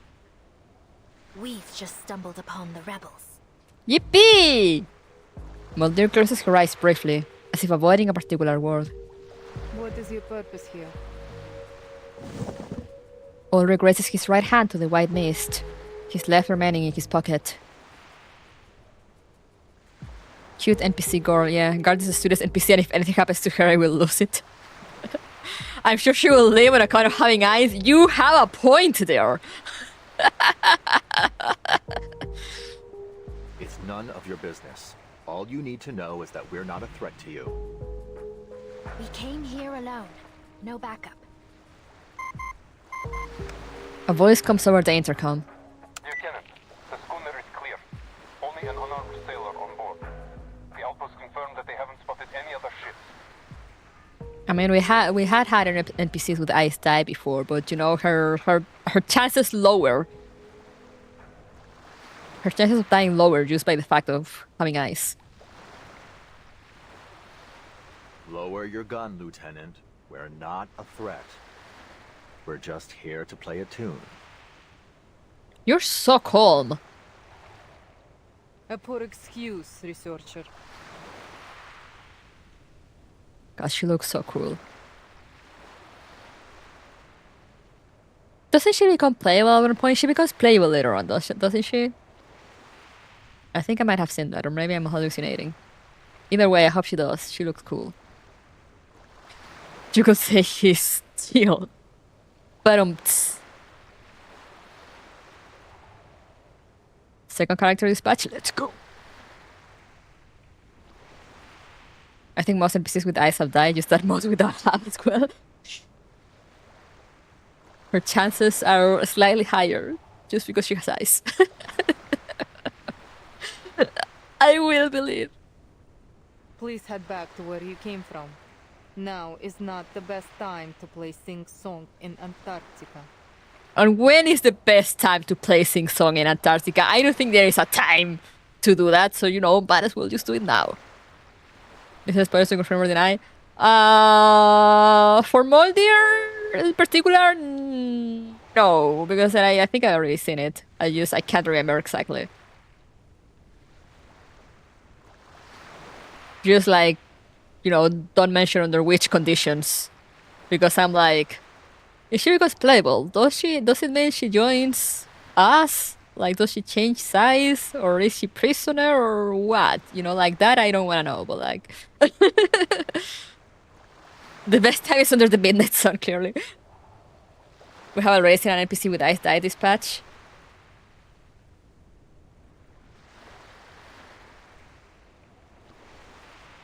You do have a point.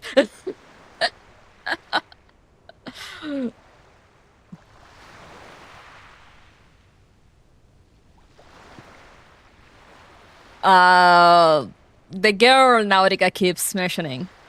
She was shown at one point that she does have eyes. She did have eyes.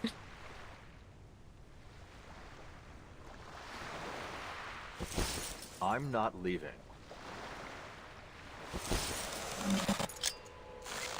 The Awakened raises his left hand, a grenade grip within it. The pin already loose. The pressure of his fingers on the lever, all that stands between the striker and the fuse. Damn, Ulrich, you're kinda insane! Fall back! Moldir barks her squad back and advances alone. Her firearm held high and steady. Calm down, sir. You're a researcher. Perhaps you should stick to the pursuit of knowledge and leave the explosives handling to me. And she just approached! They're having an aura farming contest. She looks into the tiny silver lettering stamped on the grenade.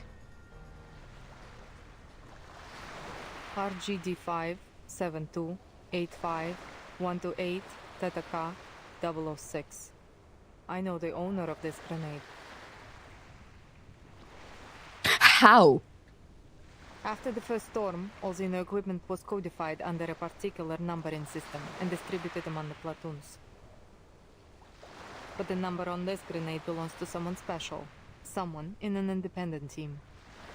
Someone who has a unique code on all her equipment, including her famous SU Noledin Veye flying device. Lilia?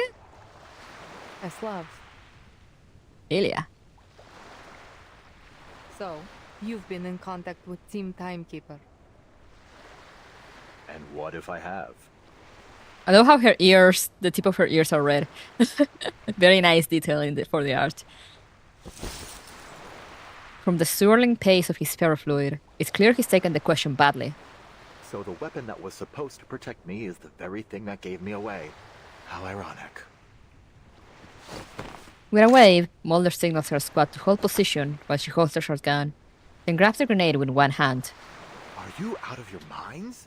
This is a real grenade, you know. Powerful as 200 grams of TNT. Что было, то и будет.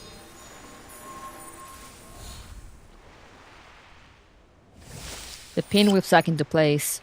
The spring retracts. Everything resets to its factory new state. Oh, that's cheating. Your arcane skill. She offers no explanation as she wrenches the now harmless grenade from Ulrich's grip. For the last time, what is your purpose here? Okay, let me save this one also. Sorry that I paused for all this, it's just that, you know, I like to have them at hand in case I need them later. Alright, let's keep going. Is it about the Timekeeper? About Verten?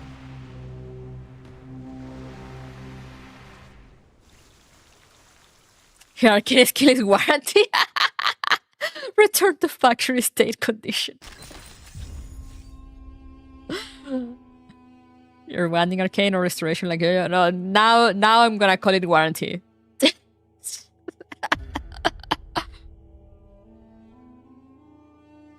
1:22 a.m. People, you should sleep.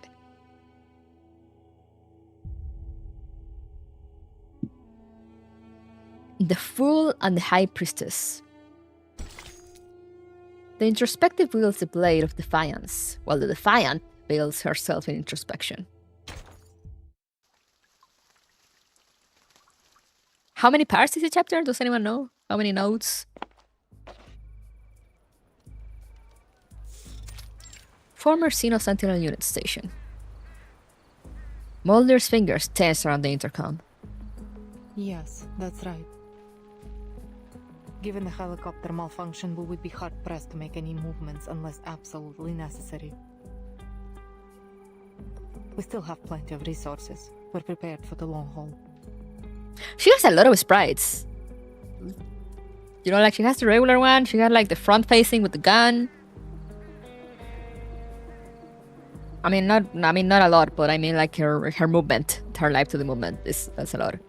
24. Okay, thank you. And like now she has this one with the radio.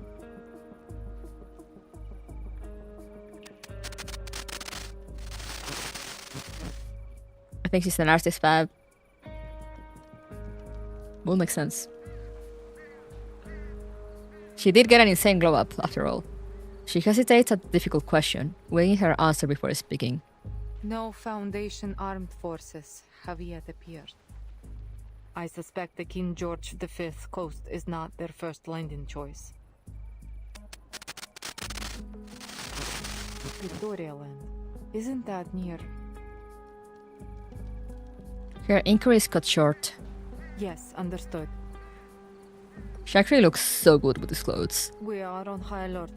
No suspect will be spared. Mulder puts away the communicator.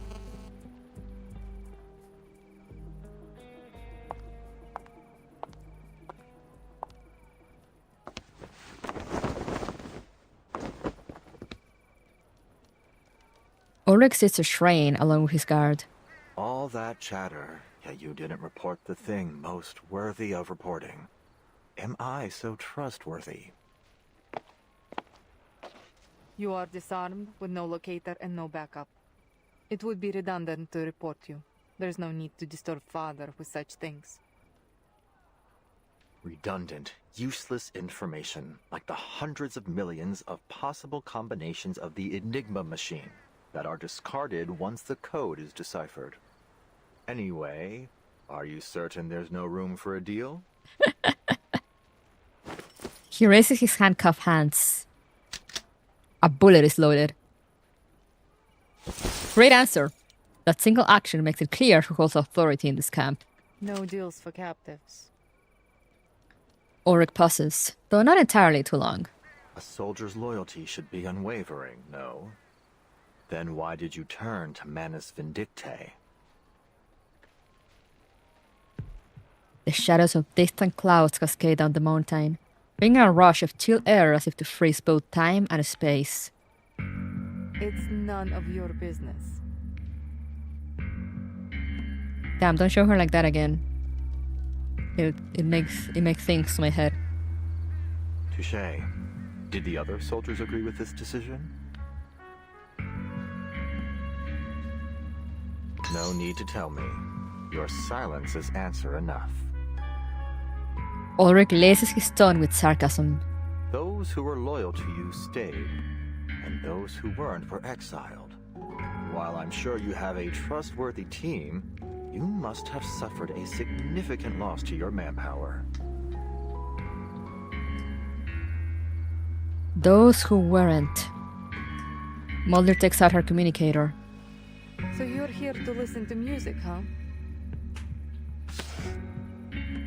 My father would appreciate this record. Given this is the only thing with you besides your expedition gear, it must have something to do with your purpose here. I assume the LSCC has made another development, but I wonder how many sacrifices have been made to get to this point. And what will these sacrifices get you this time? The expected results or an unexpected failure? I am on the edge of my seat. She taps the communicator again, masking simmering anger with a distant but focused calm. That cover with Apple is amazing, it is. He refuses to take the bait. All he does is flicker. Then I assume you're able to accurately predict the consequences of all your actions? So, where do you predict this decision will take you? Her finger freezes mid-dial. To wearing their mask and losing your sanity? To screaming and gouging your eyes out?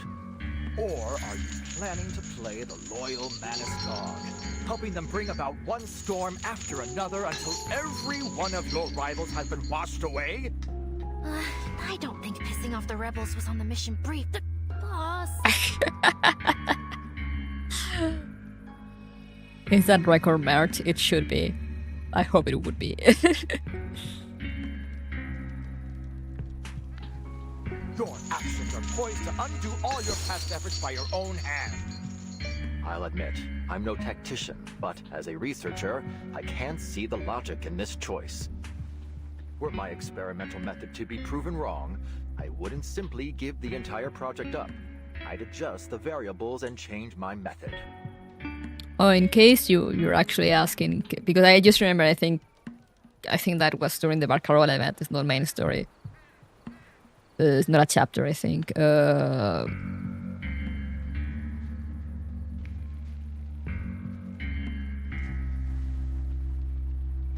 Ulrich tried some experiments with the record. That's a record that Regulus has. Never truly explained why she has it, but it's like important.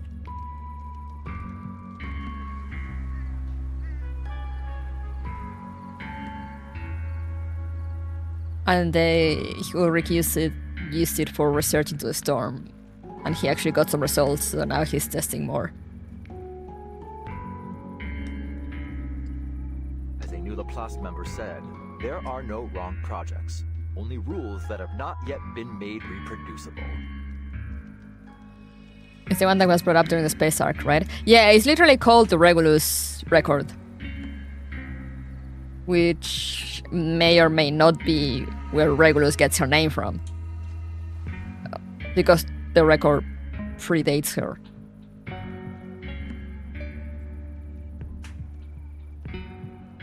If I remember correctly. Remember that there was also the whole thing with Ulrich and Regulus, and I think was during the Barcarola event.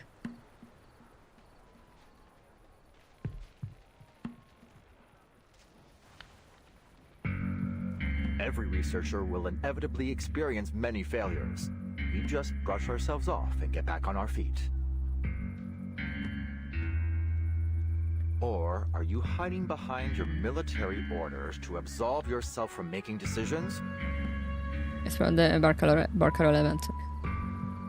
Yeah, okay. So I remember correctly. Is that why you're hiding here on this coast right now? Ooh, called out. Well, guess that ship has sailed. I have played all the patches except for the Free Breeze one. I only got halfway through because it was a very busy month for me. Oh, okay, yes, yeah, that is exactly the patch that explains the record. I can't remember the details exactly because honestly I didn't entirely get it. I just got that is important. It has the power to.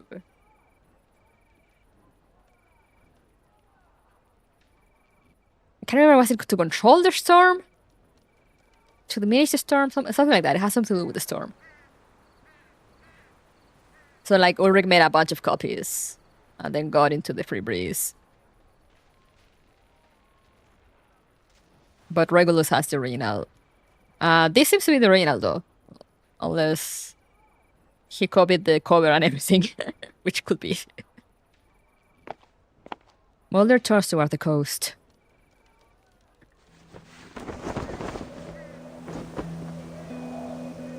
She draws a deep breath, letting her thoughts stabilize in a single direction.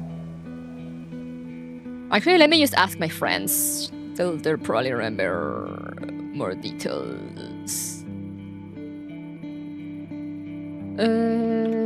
¿Alguien me recuerda cuál era el deal con el Records? No recuerdo bien los detalles de qué hacía o cómo funcionaba. Hopefully they will answer. How's Antarctica? Not so bad yet. I mean, except that, well, I mean, already got captured by Moldir, I guess, but you know, there's no. We have not experienced horrors yet.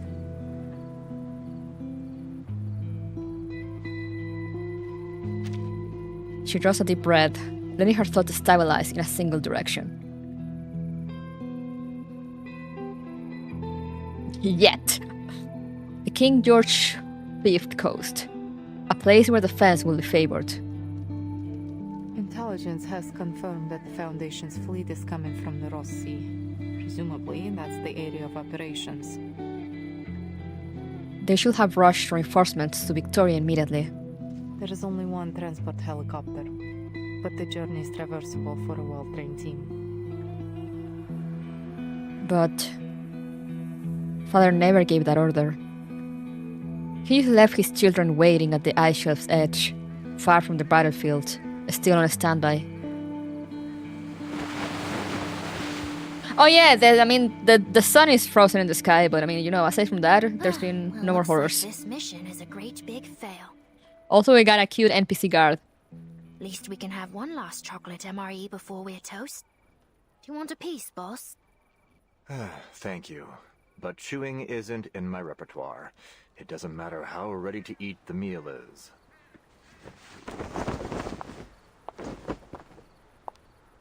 Mr. Ulrich. Mulder snaps out of her thoughts and turns with piercing focus. How much do you know about Manus Vindictae's plans in Antarctica? Her sharp shift in questioning puts Ulrich on edge. No deal made, and you still want some info. Is this how Zeno trains its soldiers? She looks away deliberately. Honestly, I've never been much of an interrogator.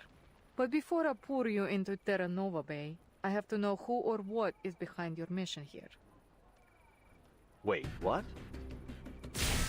The ferrofluid flickers, circuits crackling inside. The situation appears hopeless. Sergeant Whitegloves, Sergeant Frickman. At Mulder's call, two sergeants flank her on either side. Take him back to the old building in the station. That will be a more suitable location for interrogation. She signals with two fingers, and the sergeant sees Ulrich by the arms, dragging him away. Wait. You don't know what you're doing. You're making a huge mistake.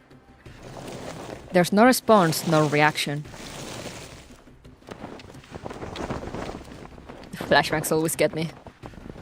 Mulder leads away, the golden tassels on her boots fluttering with each step. Improvised speeches never really were my thing. Negotiations have failed. Guard! A throwing knife slices through the restraints. The guard's freed hands immediately find a pistol, concealed by an optical arcane skill. Yo, it's guard NPC OP? Watch your step! Gunfire cuts through the swirling snow. She's a tricky one.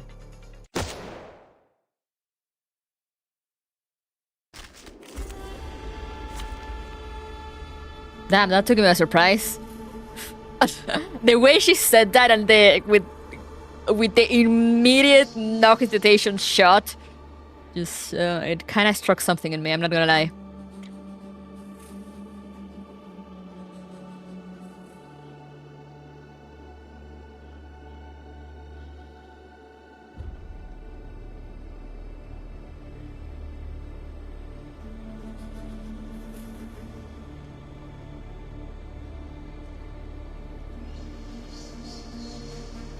Okay, from where my sister remembers, for the record, it is the record that actually was in the Voyager satellite. So nobody fucking knows how it ended up in Regulus' hands. But the important thing is that it kind of works like the umbrella. Like the anti-storm umbrella. So it makes you immunity to the storm effects. Or like it can create like a immunity field, something like that. If it gets corrected by some of my other friends, I'll let you guys know. But that is what my sister remembers at the very least. Now let's see, let's fight. What's going on? Yo, she has a Sprite! Not like that means anything in this game, but you know, a girl can dream. I found my target. Which is the mass attack? Enemy reaction predicted. I'll be right here. I never miss. Breaking through.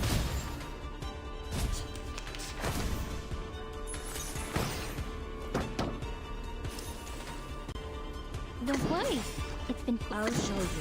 Target square confirmed. Would you care to lie down? Heaven forbid I get a That spray. comes with us all. Player has the golden record. I think this requires from Silent Harbor. Oh yeah, you might be right. But it was in a space. It was in a space, so it's like anyone's guess how it ended up with Regulus.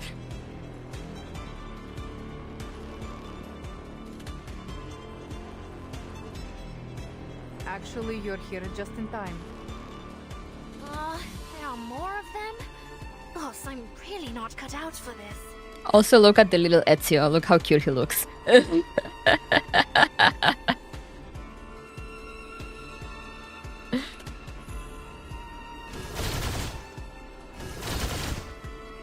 piece overloaded. A mistake. Damn, bro, do you have like 1 HP?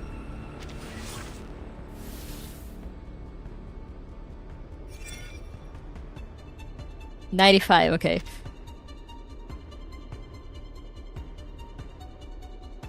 Yeah, since he's human, he doesn't have an animal demo, but it's I mean, I find it so cute because we don't really get human Odimos that often. He looks so adorable. This loose skin is so good. I love it. Like the moment I saw it, Found my target. I was like, I need it so badly. Enemy reaction. I'll show you. Icarus, eyes on the target. I bring you victory, as promised.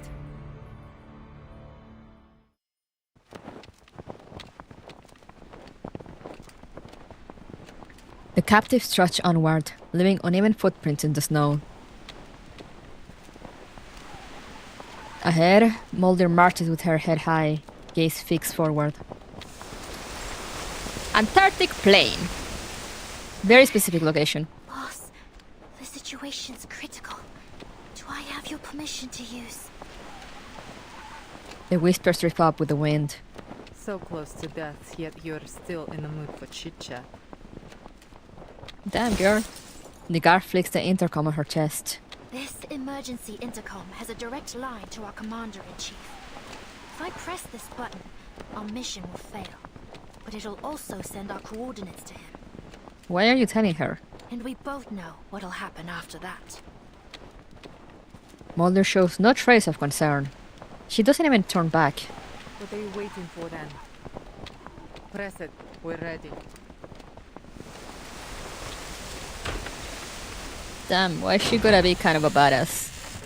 Leading the way, Mulder pushes open the doors to the research station. Oh hey, there's people there. Faint moans echo behind the door. Sergeant White Gloves, Sergeant Friedman, please wait outside. I would like to have a private conversation with our guests. Makeshift clinic, squad outpost.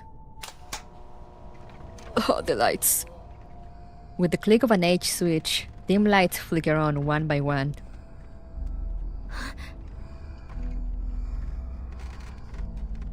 Light, dim and flickering as it is, dispels the darkness, revealing the sources of moans one by one. This is... The research station has been converted into a field hospital. Frail patients lie sprawled out on each cot. The aftermath of Manus Vindicta's actions.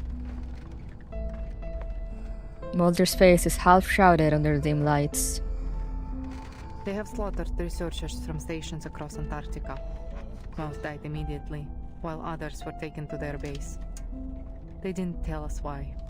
Huh. These are the people we found who were still breathing. Huh. Are they all humans? His indignation is clear enough. For the most part, there are some of our kind too. She approaches a cot and gently tucks the patient's hand back under the warm blankets. We When we first arrived in Antarctica, we were hit by a blizzard near Manus Vindicti's base. We lost some of our men in it. By the time we found them, they had all suffered serious mental breakdowns. Father promised us a shelter. But now, everyone in Andrea's team has donned the mask and become a mad follower of the Manus. Are you gonna turn coats on him? Oh.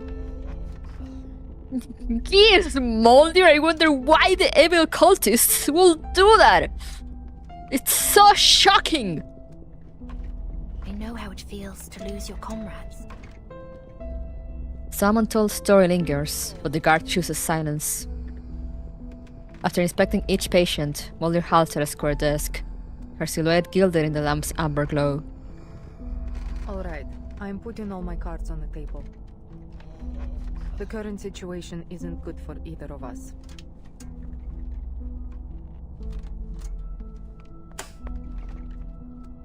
We need to trade information if we want to stay in the game.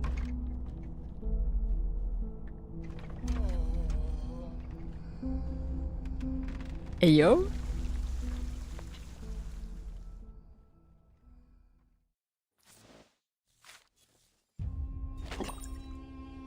Ayo?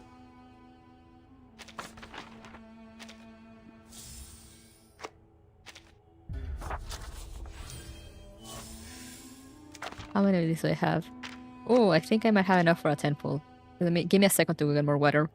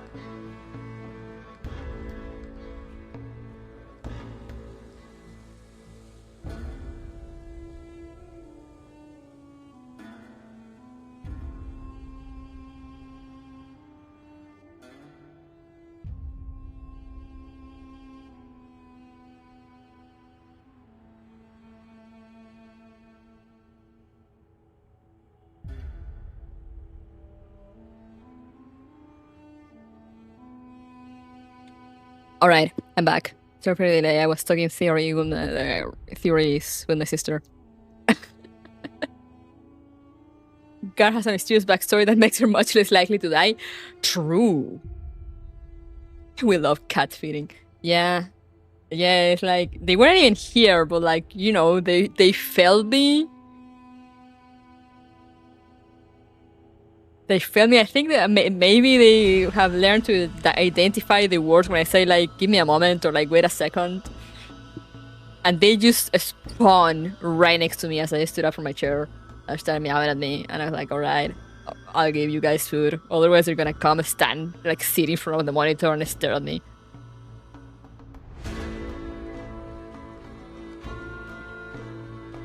But yeah, we were discussing a bit more about the Regulus record. Like, yeah, it was in a space probe thingy. I mean, not space probe, like a satellite.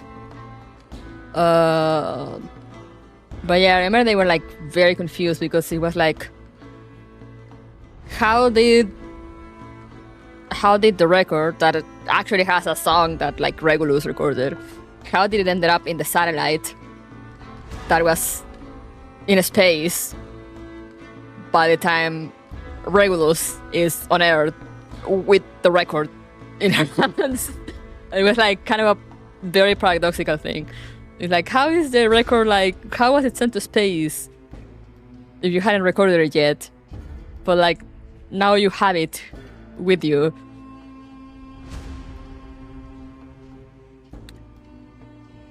Oh yeah, no, she didn't make the record, but I think didn't she like record something on it? Or she had or did she might have just heard the song from it.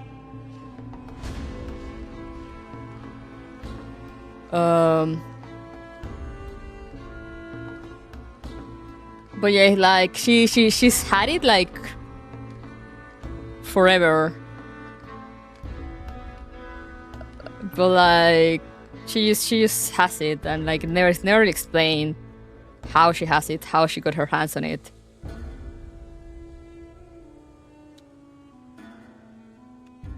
She found it after its crash? When is that explained? Because I very clearly remember that it was never clearly explained how she has it.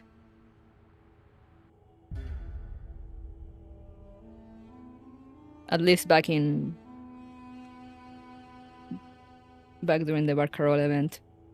I just remember in the event that it was like a very confusing thing of like, how the fuck do you have it? If it was like set to space and like it should be up there.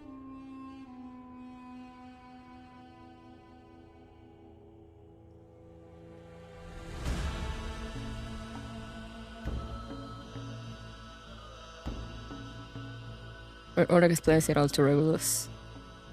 The species tells Ulrich how she came to hide. So maybe just Ulrich just confused me with his long-winded explanations.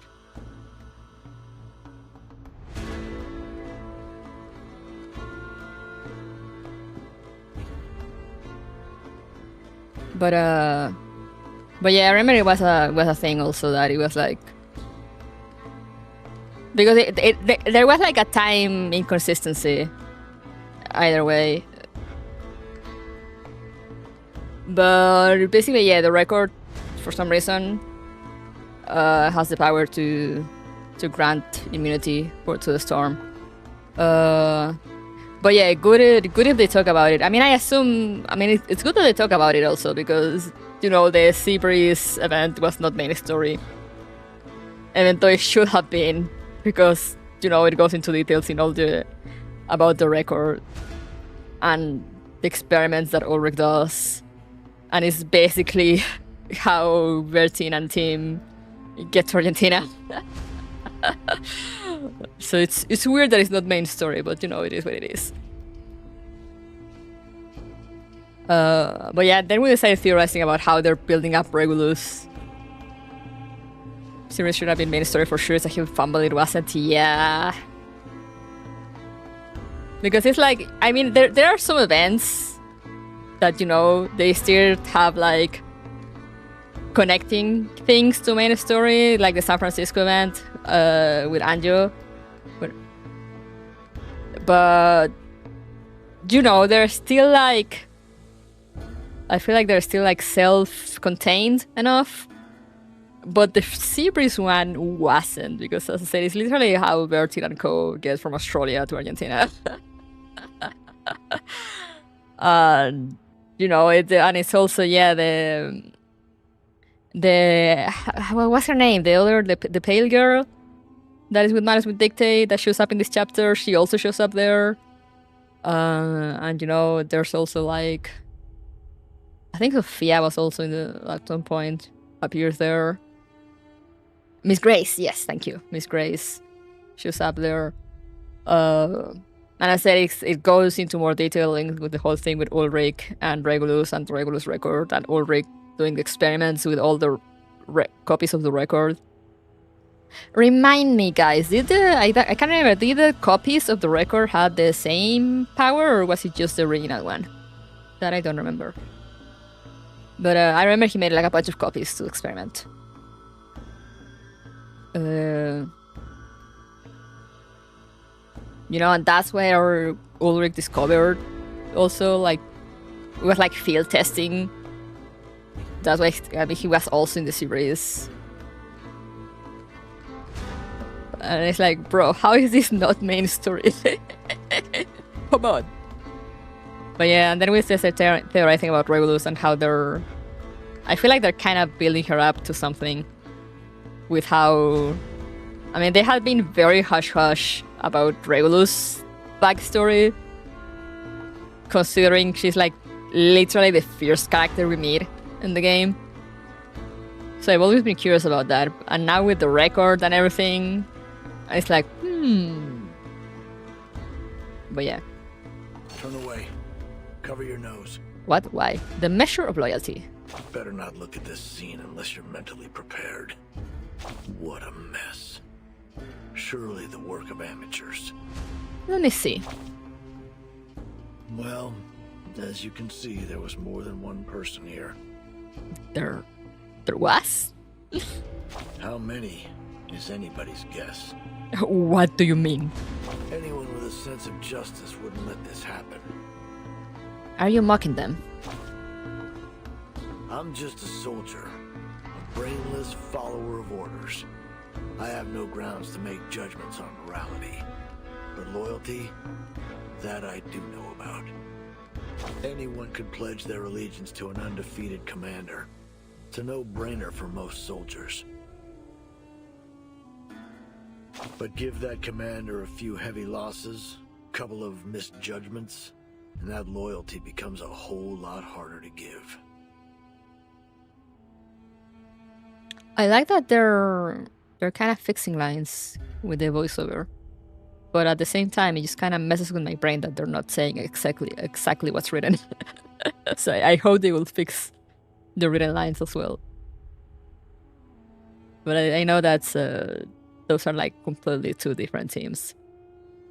So if you really want to prove how loyal you are, you should follow a stupid commander. The stupider the better. Just be sure you know what you're getting yourself into. That lieutenant, though, she's a sure way off from being a loyal subordinate. Yeah, there are way more moments like that, like that in this chapter. I'm not complaining because I know voiceover agencies do that to make the lines sound more natural. You know, sound less like literally translated. It's just weird that I guess they don't have access to, like, you know, kind of send that back to the team, so they fix it in game as well. So it just kind of messes with my brain sometimes.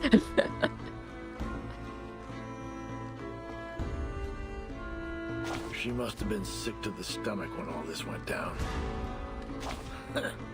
Just a kid. What do you mean? Are you mocking Mulder? Alrighty. The Call of the Wild. 1:42 a.m.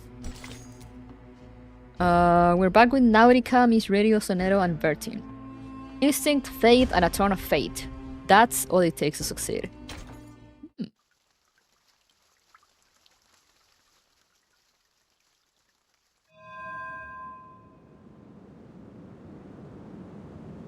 Is there anyone this guy doesn't mock? True. That's like his sole job. What's odd, Nautica? Antarctic Plain. Nautica looks down at her map, then up at the surrounding snow slopes and peaks. She repeats this several times, searching for familiar landmarks. Are we lost? My team reached the outer perimeter of the ruins twice. The entrance should be right around here. She rubs her gloved hands together, the fabric rustling softly. Sorry, Merton. The terrain here is nothing like I remember. Just so you know, I've lost all radio reception from the Foundation. Yippee! Lost and incommunicated. No signal, no landmarks, no working compass, and the terrain doesn't match what's on the map.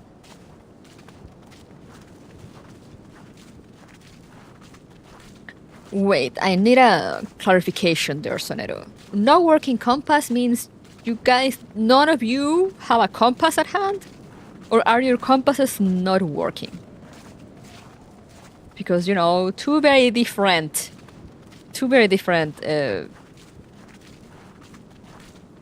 implications. What should we do now, Timekeeper?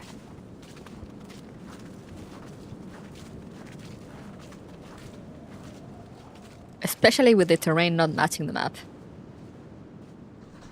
They're energetic sled dogs. After only a brief rest in the snow, start chasing each other's tails. Compasses don't work over the poles? Oh, I didn't know that. It does make sense now that I think about it, though. Since, you know, you're kind of literally on the pole. Hey! Hey! My watch is not for dogs. Give me that.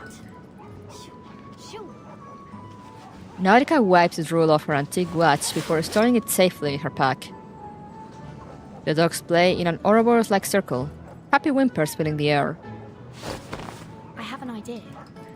In fact, the answer's right in front of us. At least someone is having fun. The dogs and Bertin. All signs of a mission going great, hell yeah.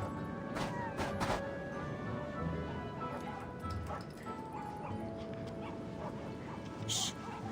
Watch. Dr. Doris's stethoscope. Huh, you're right. It's been staring us right in the face. The sled dogs are canines after all. They should have a sensitive sense of smell. Yes, if we give them a moment to smell the stethoscope, they may be able to track down the scent left on it. Let's hope it works. But you've been holding on to that stethoscope for a while. Will it still have Doris scent? Let's hope it does. The lead dog releases his companion's soggy tail and lowers his snout to sniff the stethoscope.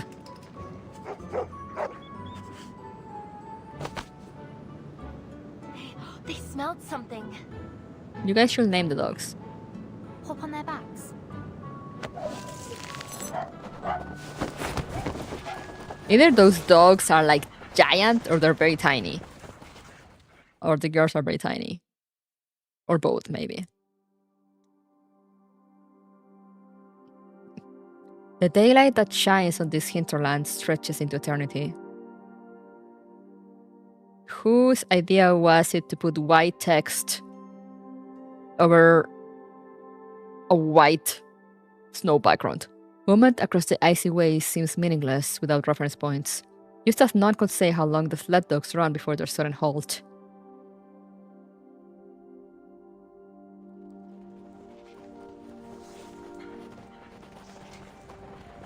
Firulais 1 al 10. Stone Labyrinth. Ah, okay. You made it. This is where my team went before. That's what I said, it's such a crazy choice. I'm like, yeah, you know, at least, I don't know, put some shadow on it or something so it's more visible. I mean, I guess I understand the idea of you know, giving you the sensation of how hard it is to see in Antarctica, because, you know, everything is just white everywhere you look, but I'm trying to read here, man. Come on. She pulls the harness, and the sled dogs obey in a steady and contented stop. The guide appears, then fades from human sight. If the devoted journey, let their songs unite. God, I had forgotten about the voices.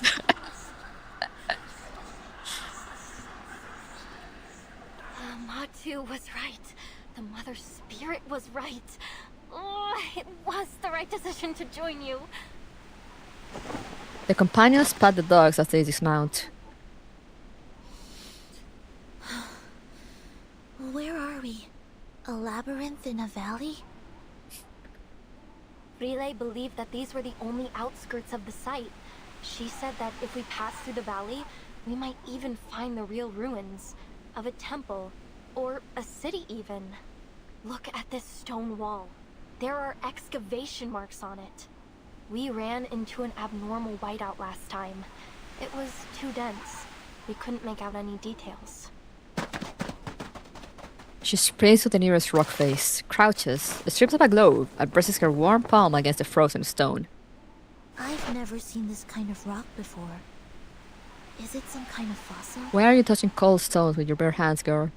It's Toliitic basalt. It forms at mid-ocean ridges, down at the bottom of the sea. Look at the geometric pores and the golden mineral veins. If Frile were here, she'd call it a miracle. A once in a 425 million year occurrence. Frile. She would have been so excited to see this, even if it is only the size of my palm. That's why she joined the expedition.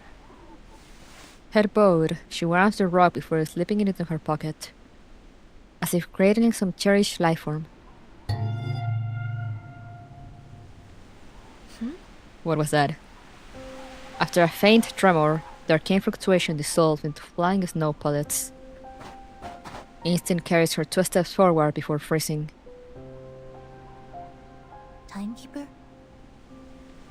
Her sight has locked onto an anomalous snow mount at the base of the opposite rock face. Not an illusion. Crouching, she rushes away the accumulated powder. Oh, she looks so cute. Oh, a portable vintage typewriter. I read about this typewriter in the file. Miss Whiterum and Nala also mentioned it. In this era, it typed terse medical records for the drowning girl, recorded Sao Paulo's raucous nights, and bore witness to Ushuaia's Poetry Society. That's right. This is Dr. Doris's typewriter. Another one of her belongings. Is it too coincidental to be mere chance?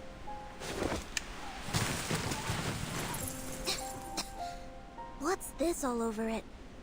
Scale powder?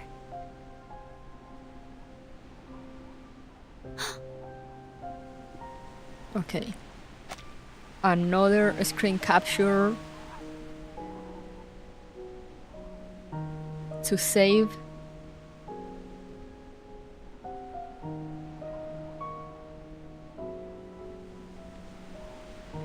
Blood. It's dry. Penguins, seals, or the fallen at the research station. The bloodstains could belong to anyone, including Dr. Doris. Whether these were left intentionally or not, this proves that we're heading in the right direction. So much blood. She may be injured. We need to find her as soon as possible.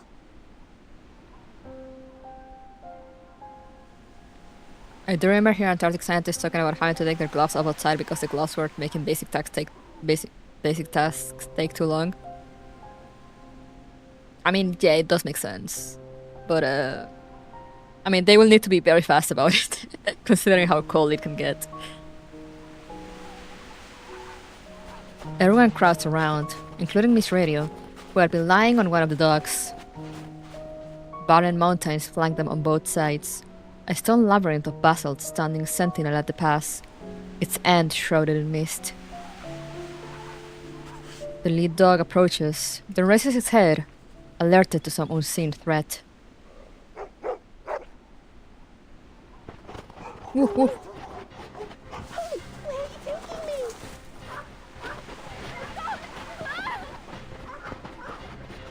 Naurica presses 2 fingers to her lips and issues sharp whistle commands. Their paws churn the soft snow, drowning out the whistle commands meant for the loyal friends. The excited sled dogs charge into the labyrinth, carrying the helpless Miss Ready with them, and soon disappear from view. They're gone. What do we do now?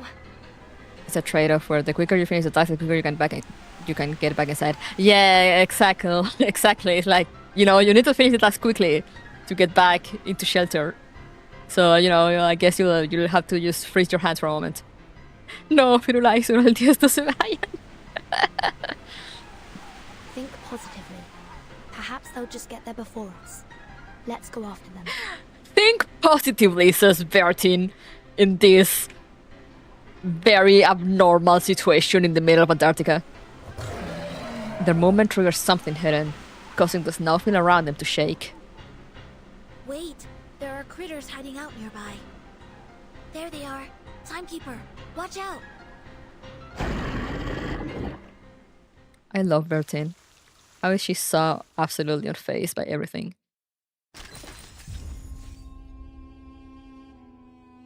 Why are we suddenly French? The Pastor Laneige. 2:30 a.m. It's always darkest before the dawn.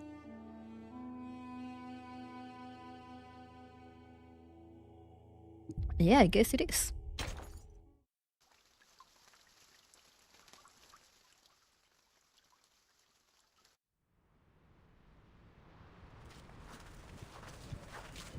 The title just means like steps on the snow, by the way. Or footprints on the snow.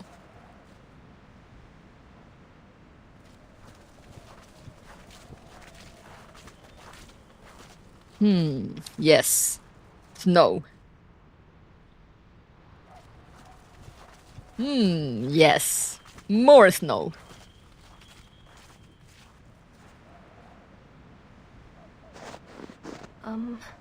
Guys? Exhausted, Naurica finally breaks the silence of their long trek. The chief assistant waves her glass feather, inscribing a tiny 6 beside them. To his left are the 5 preceding numerals in solemn sequence. Yes, Nautica. We noticed it too. This is the 6th time we've passed this stone wall. No wonder it's called a labyrinth. It might even be more than the 6th time. We walked for 15 minutes before we realized we were going in circles. I'm afraid we have to face the fact that we're trapped in this labyrinth, Timekeeper. Just like in the legends. The Black Forest, the Demon of the Crossroads, the Twilight Loop. Well, wait, Miss Amundsen. We need to think dialectically. Let's not jump straight to evil spirits. What the fuck does it mean to think dialectically? Wait, I actually need to. Dialectical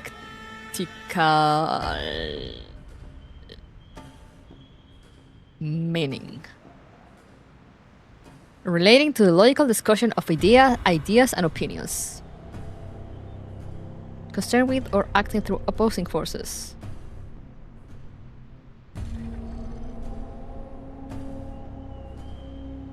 Dialectic refers originally to dialogue between people holding different points of view about a subject but wishing to arrive at the truth through reasoned argument. Así. Senora doesn't like scary stories and will say anything to get people to stop. I will go with that theory. Because I'm like, what the fuck do you mean we need to think dialectically? Just irrationally, yeah. Do not get me started on dialectics. Just tell me, is she using the word correctly here? I need to know.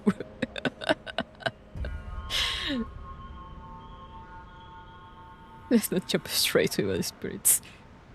It could be the result of some kind of arcane skill. I had the same thought. But I don't sense any arcane fluctuations around here. That said, Miss Radio and the sled dogs couldn't just vanish into thin air. Unless. There must be a hidden exit, or something else at play here. Something else, like the eldritch horrors beyond human comprehension.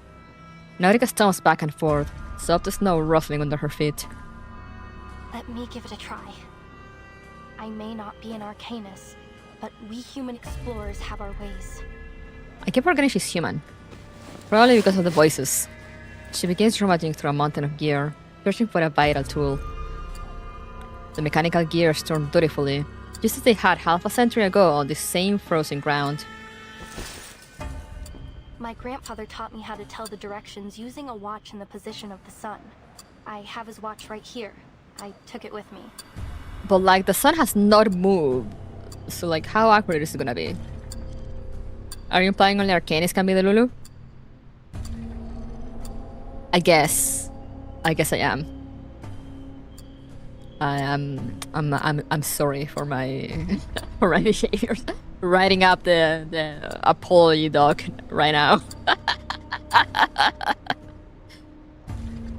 Let me see. What was it again? Point the hour hand towards the sun and bisect the angle between the hour hand and 12 o'clock to find the south.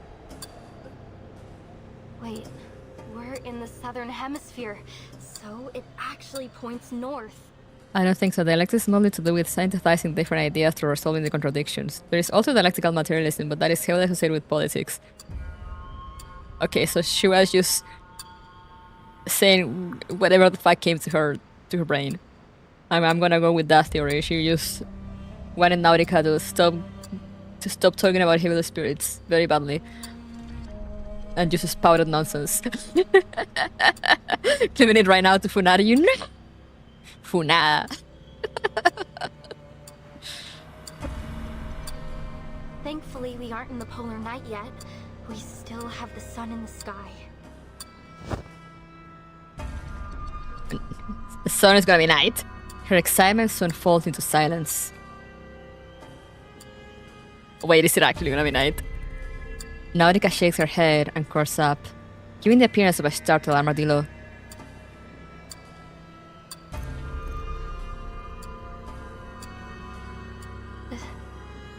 There's no sun. There is no sun!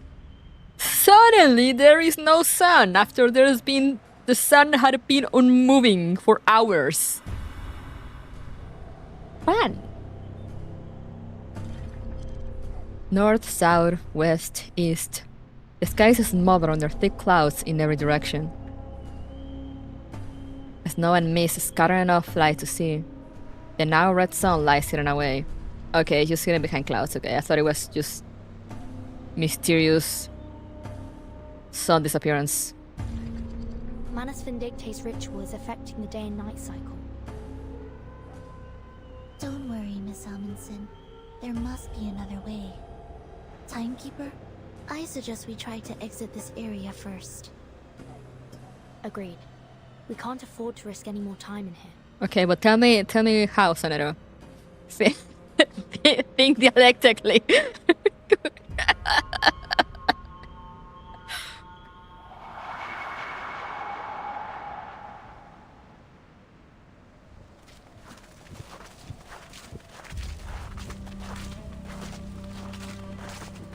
Two.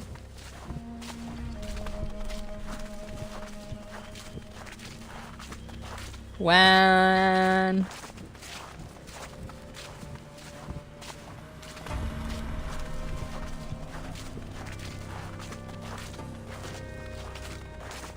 Step, step, step. Another. Back to 6. Yippee!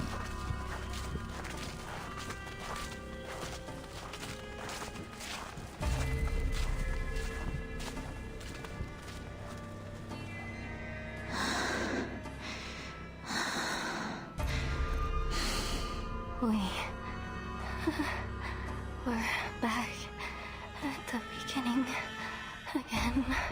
I've been keeping an eye on the sled dog's footprints. We've been following them all this time, yet we still seem to be going in circles. How did they disappear? Along with Miss Radio. Antarctic horrors beyond human comprehension. Is this a trap? A trap that only lets dogs leave? I don't want to be stuck here forever. The ruins are just behind the pass. They're so close. Is it really impossible to get there? But Matu told me that it's different this time. This is the closest I've ever been. The voices told me.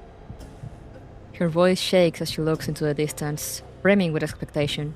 Across this land, the Mother's light is sown. And through all things, her spirit clearly shone. This is what I came for.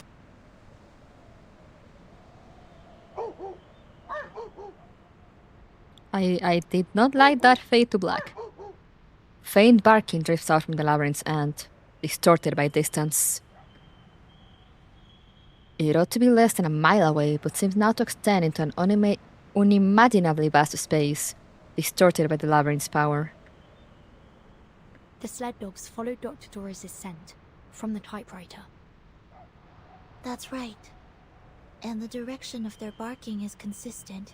So, unless the labyrinth has been designed to carry sound in a particular direction, they must have made it through to the other side, where the ruins are.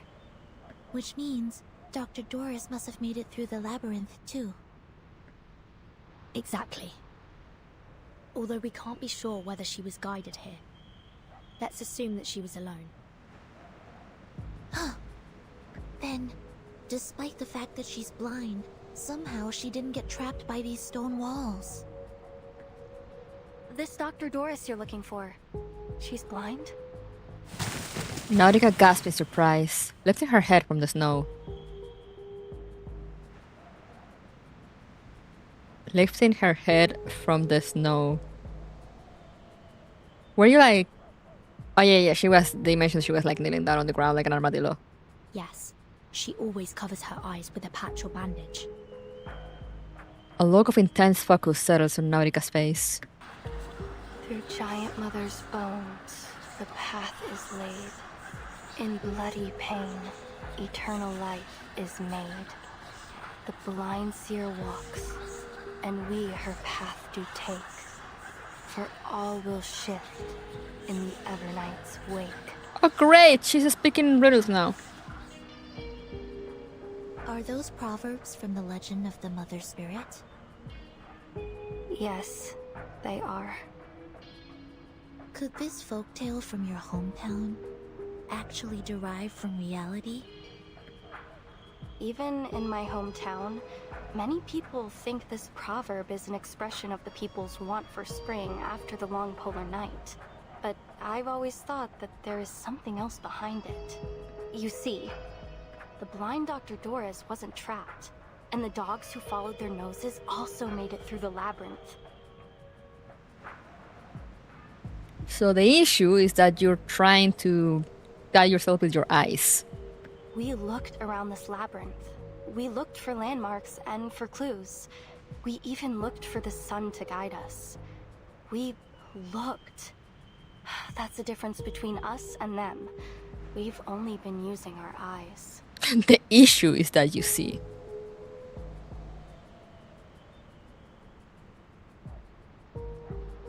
We are trying to logic our way through this, but this is a Manus path, so we must trust instinct like an arcanist, since Manus despises human logic. True. Are you saying that... Maybe, if we close our eyes, the true direction will be revealed. And if you close your eyes, does it always feel... Close your eyes, Vertin.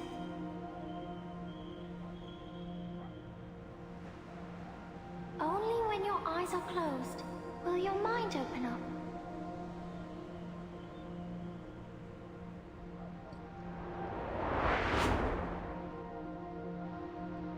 Clear clues, simple deductions, familiar theories.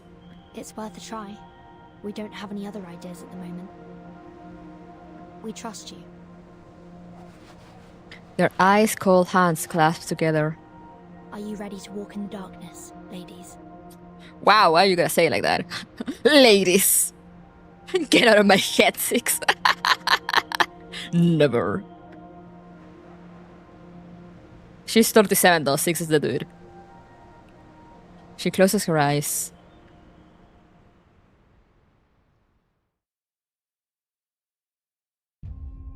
It's pitch black around you. We'll have to feel our way forward. Why do I have disorientation? Mind's eye.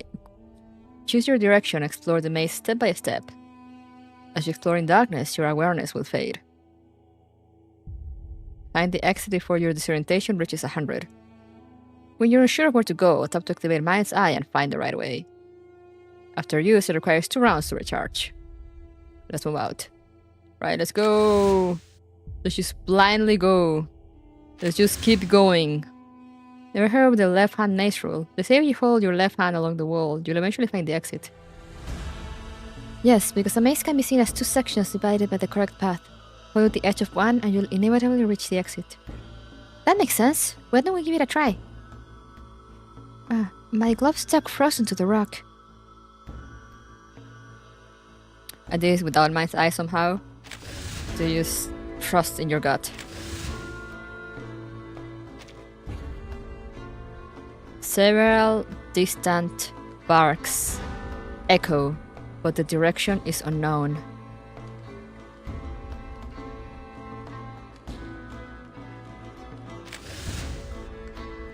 A path shaped by what I know and what I once only dreamt.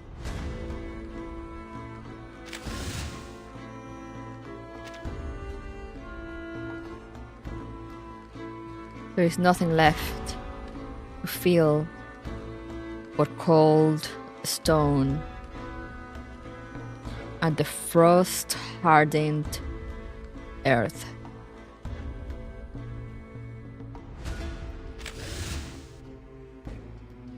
Oh, Bertin, I've got an idea. What if we try climbing the rock face? It could find us the exit, but it's also risky. Actually, I'm quite experienced with hopping over walls. Though I'm not sure snow-covered rocks are as easy to vault as school fences. Let's just keep going forward.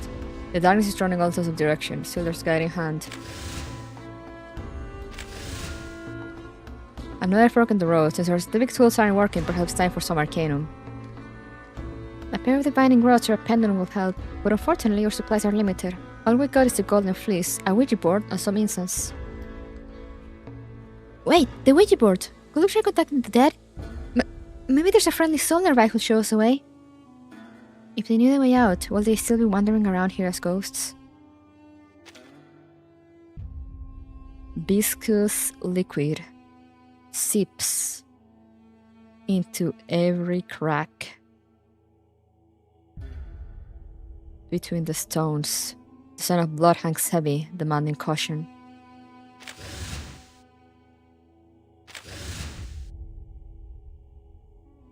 There are some uneven imprints here. It seems someone's been through this way. Timekeeper, want to open your eyes and take a look? Let me feel them first. A fork, tubular protrusion with faint traces of arcane energy. Maybe it's an ancient fossil of some kind. Creatures with a similar shape have existed since the late Cambrian. No, Timekeeper. The imprint is over there. That's my hand.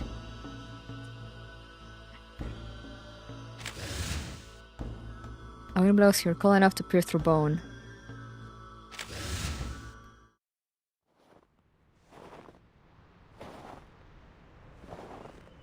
Easy. Through the darkness, she follows all footprints along paths of melted and frozen ice. The snow here feels different. It's harder than the last path we were on. I don't think we came this way when we were following the dog's footprints, did we? Basalt, stone walls. A path that can't be found with open eyes. I see it now. The designer of the labyrinth used these stone walls to create an optical illusion. We miss this entrance over and over again. Right. Even if the dogs hit into a wall, they could still follow the scent. Of course! The Mother Spirit is always right. Yes, of course. Just believe in the Mother Spirit. Hello? I think I see her. Don't you have your eyes What do you closed? see, Vertin? No. No. It's gone.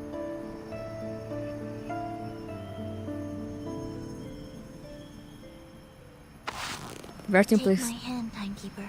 Vertin, please don't start saying things. Darkness floods her vision, but the edge of the gloom still reveals a scattering of faint light. Through this flickering, directionless world, a golden melody pierces the silence. Miss Erd. What is the answer that you're searching for? Footsteps? Timekeeper? Miss Sinetto? Miss Amundsen? Is that you? A familiar voice calls out. Oh, thank goodness you're here. You have no idea how many times these reckless dogs almost flung me off their backs. Miss Radio. Oh, Miss Radio. Great. We did it! We made it out of the labyrinth! And where are we now? Snow and wind blur her sight. Where are we?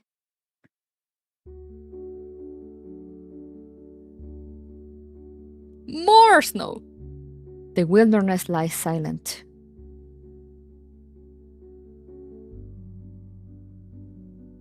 The cries of ancient creatures, streams bordered by tropical jungles, and the life they held, all that once flourished and has since vanished in this barren land. Life's meaning emerges at the confluence of cosmic dust and time. When it comes to its silence and sounds, its texture and shape, it just follows the flow without compromise or resistance. Across the firmament, the rhythm has been struck.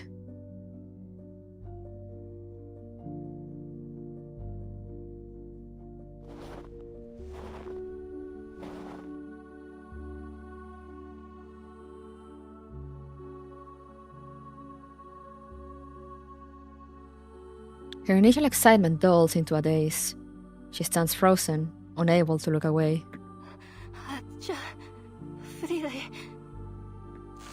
She clenches her trembling fingers, tilting her head up to hide tears mixed between joy and fear. I made it. I found it. It's real. The Mother Spirit does slumber far to the south. The legends are true. And I found it. Its ancient architecture whispers out forgotten stories. The air hangs so heavy that Nautica's sobs seem to sink straight into the earth. We should keep moving. I have a feeling that all our questions will be answered once we pass through that gate.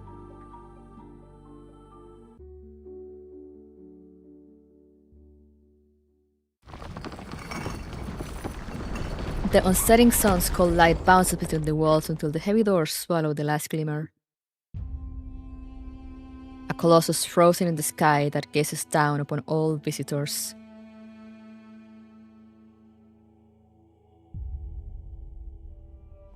It's silence and acknowledgement that they have passed the first trial. The first? Oh, okay. I see how it is.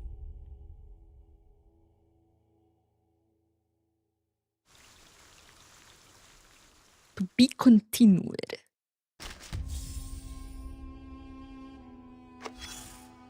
The past one is success. Ooh, Mr. Narrator. Metaphor in the fresco. Congratulations, you cleared the stage. Though I hardly thought it'd take you so long. Excuse you? The answer was right in front of you the whole time. Just cover your eyes.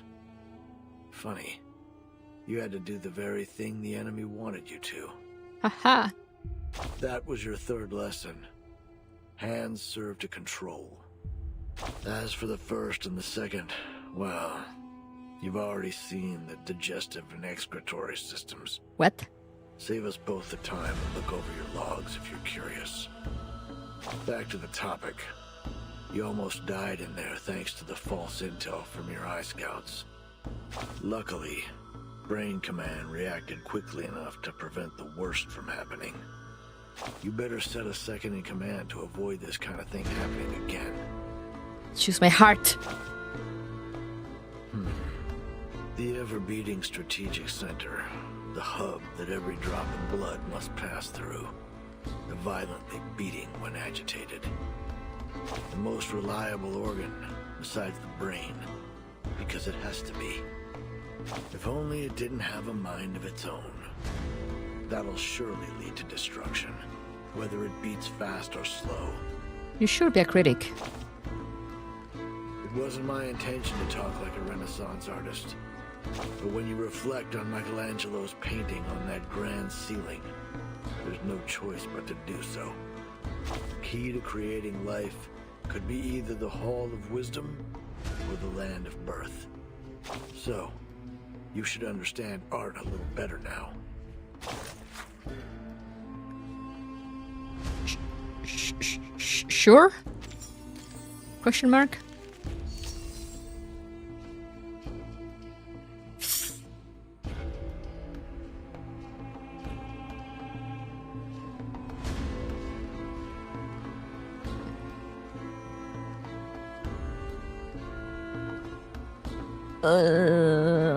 I'm like debating, should I do one more? And I should probably end here. I work tomorrow.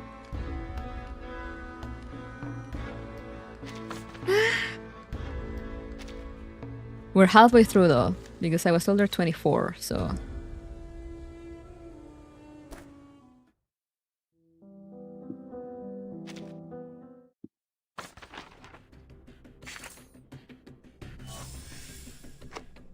Hopefully, if I don't spend a whole ass hour yapping...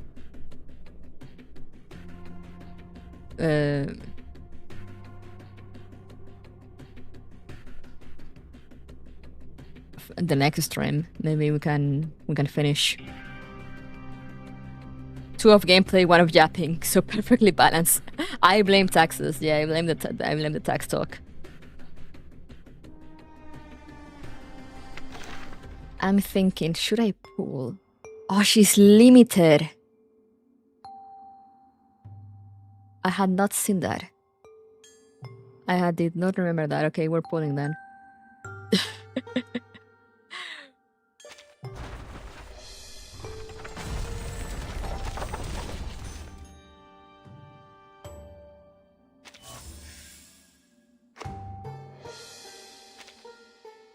Okay, I'm missing a few to do another 10 pull. We shall keep pulling as we get currency. I think it will take 2 more since the chapter get a bit longer towards the end. Yeah, that's what I was afraid of, but like, you know what? It's alright. It's just that I just get so distracted talking about like the story or the characters, unlike yapping at the beginning of a stream. It's so quiet. How is She's limited, yeah. Yeah, I saw the limited thing there and I was like, oh, wait a second, she's limited.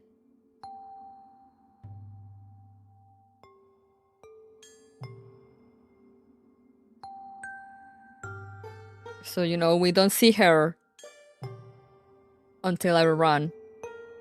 Anniversary limited.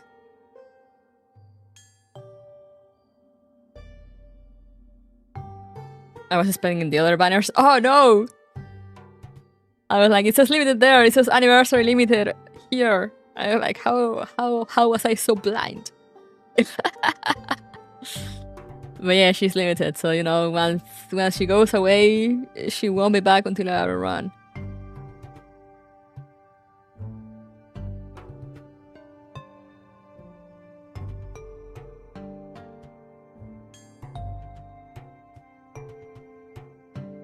Lucy banner in 3 weeks. It's fine, I already got Lucy. Look at my Lucy. Miss Timekeeper, I would like to express my gratitude towards you and your suitcase. It is I an need to excellent place unlock to her for ya. recharge. I can effortlessly keep my battery above 95% at all times. It has been an exceptionally restful But stay. yeah, important if anyone wants Lucy, don't have her because she is also limited. So you know you gotta wait for her runs to get her. Unlike the other characters that you know if you don't get them, they might still spook you later down the line. I managed to get P1 in 70 pulls and she's probably my strongest character now. Ooh, nice. Nice. But yeah, let me just... Yeah, right, that's not working. Let me just get here for a second. Or I cut the music.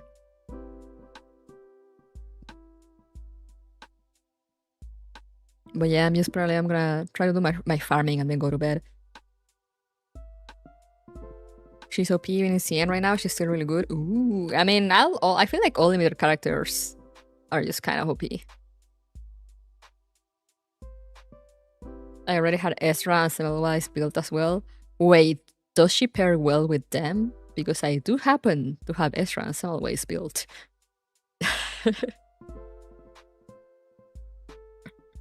I just so happen.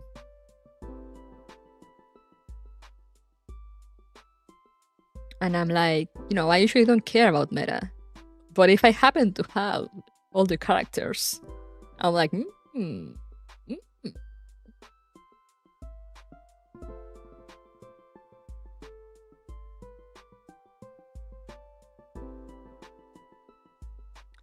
If I happen to have all the characters for a meta team, and you know, like I happen to like them, I'm like, winning. Ezra, Samuel, Medpoc, and Nautica is currently my strongest team, and I have a full of a team with multiple portraits. Ooh.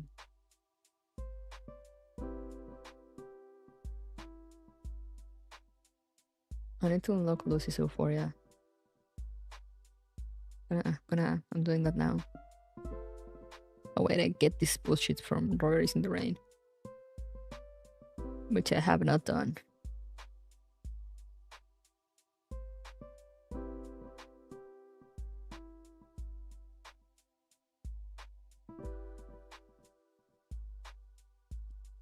How do I get the thingies?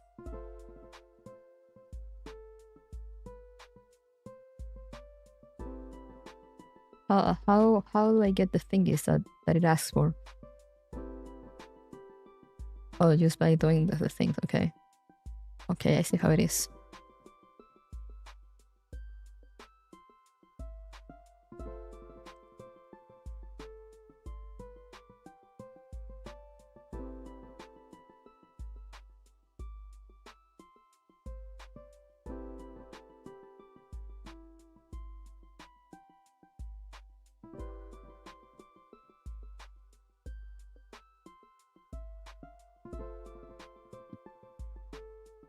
Now I just leave it on auto while we talk. While we talk before the eep, before we do the eeping. Oh, let me double check though, because I might redirect you. I think Hakuya is streaming reversal, so he's going through the story because I told him, don't you dare start the new chapter without catching up to the story first. So he's been doing that. And he's on the island. Yeah, okay, save. Let me also open his stream so I can be there when you guys show up. A single Nautica ult can easily hit 500,000 damage. Woohoo! Sheesh! I didn't see him go live recently. He went live at the same time as me. I think he's ending though. Never mind. I just saw him go to another story node.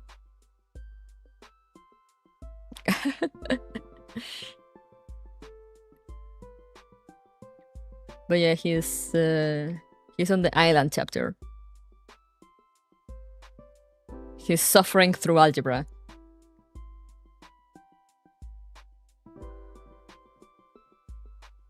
So I'm gonna send you guys over there, and I'll be here continuing the story on Thursday. Can't wait for him to read chapter 6, Vienna. Vienna is so peak. I can't wait either. Another sworn enemy, mad, so real. I can't wait. I can't wait for him to reach that.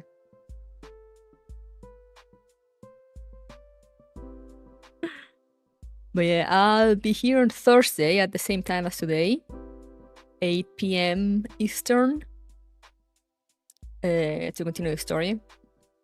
I said, hopefully I won't yap about taxes for an hour, so we can jump into the story earlier.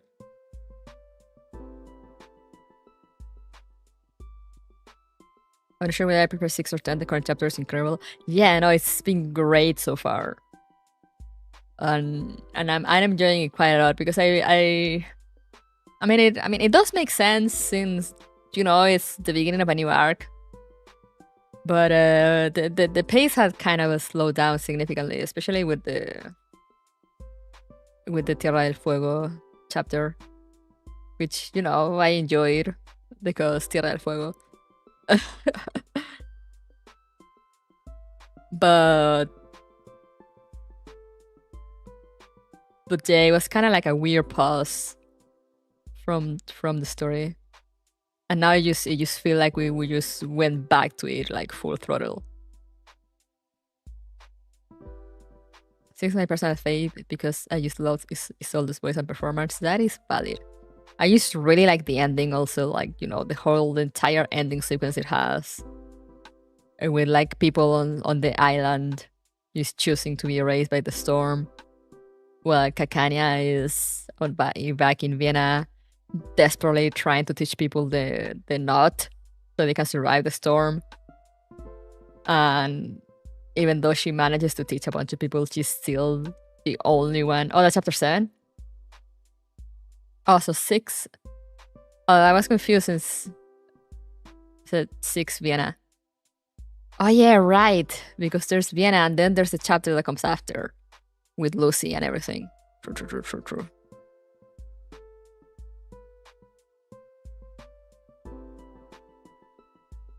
Yeah. I use kind of associate Vienna with all that, but you're right. Is a chapter after Vienna that has all that sequence, because it has also like the thing with Lucy and the ritual and stuff. I like Akane more, but not I haven't stated her as my favorite character. I'm really interested in her. I'm really curious to see where the story will go. And yeah, I've been enjoying it a lot. Also, I just love seeing Bertine be absolutely unfazed by everything thrown her way. Also, I'm really liking Moldier. Like, you know, how they're kind of like even in Brazil, she kind of felt like, you know, she was kind of following her dad just because, you know, it's her dad and her boss. But seeing her now, that is like, okay, we need to exchange information, and I'm like, hey, yo, Moldier, hey, yo. So yeah, I'm very excited to see where this all goes. And I mean, you know, the trailer was amazing, so I can't wait. So yeah, on Thursday we're gonna continue. As I said, hopefully I won't spend a whole hour yapping, but we shall see. Sometimes it happens, sometimes it doesn't. I can't control it.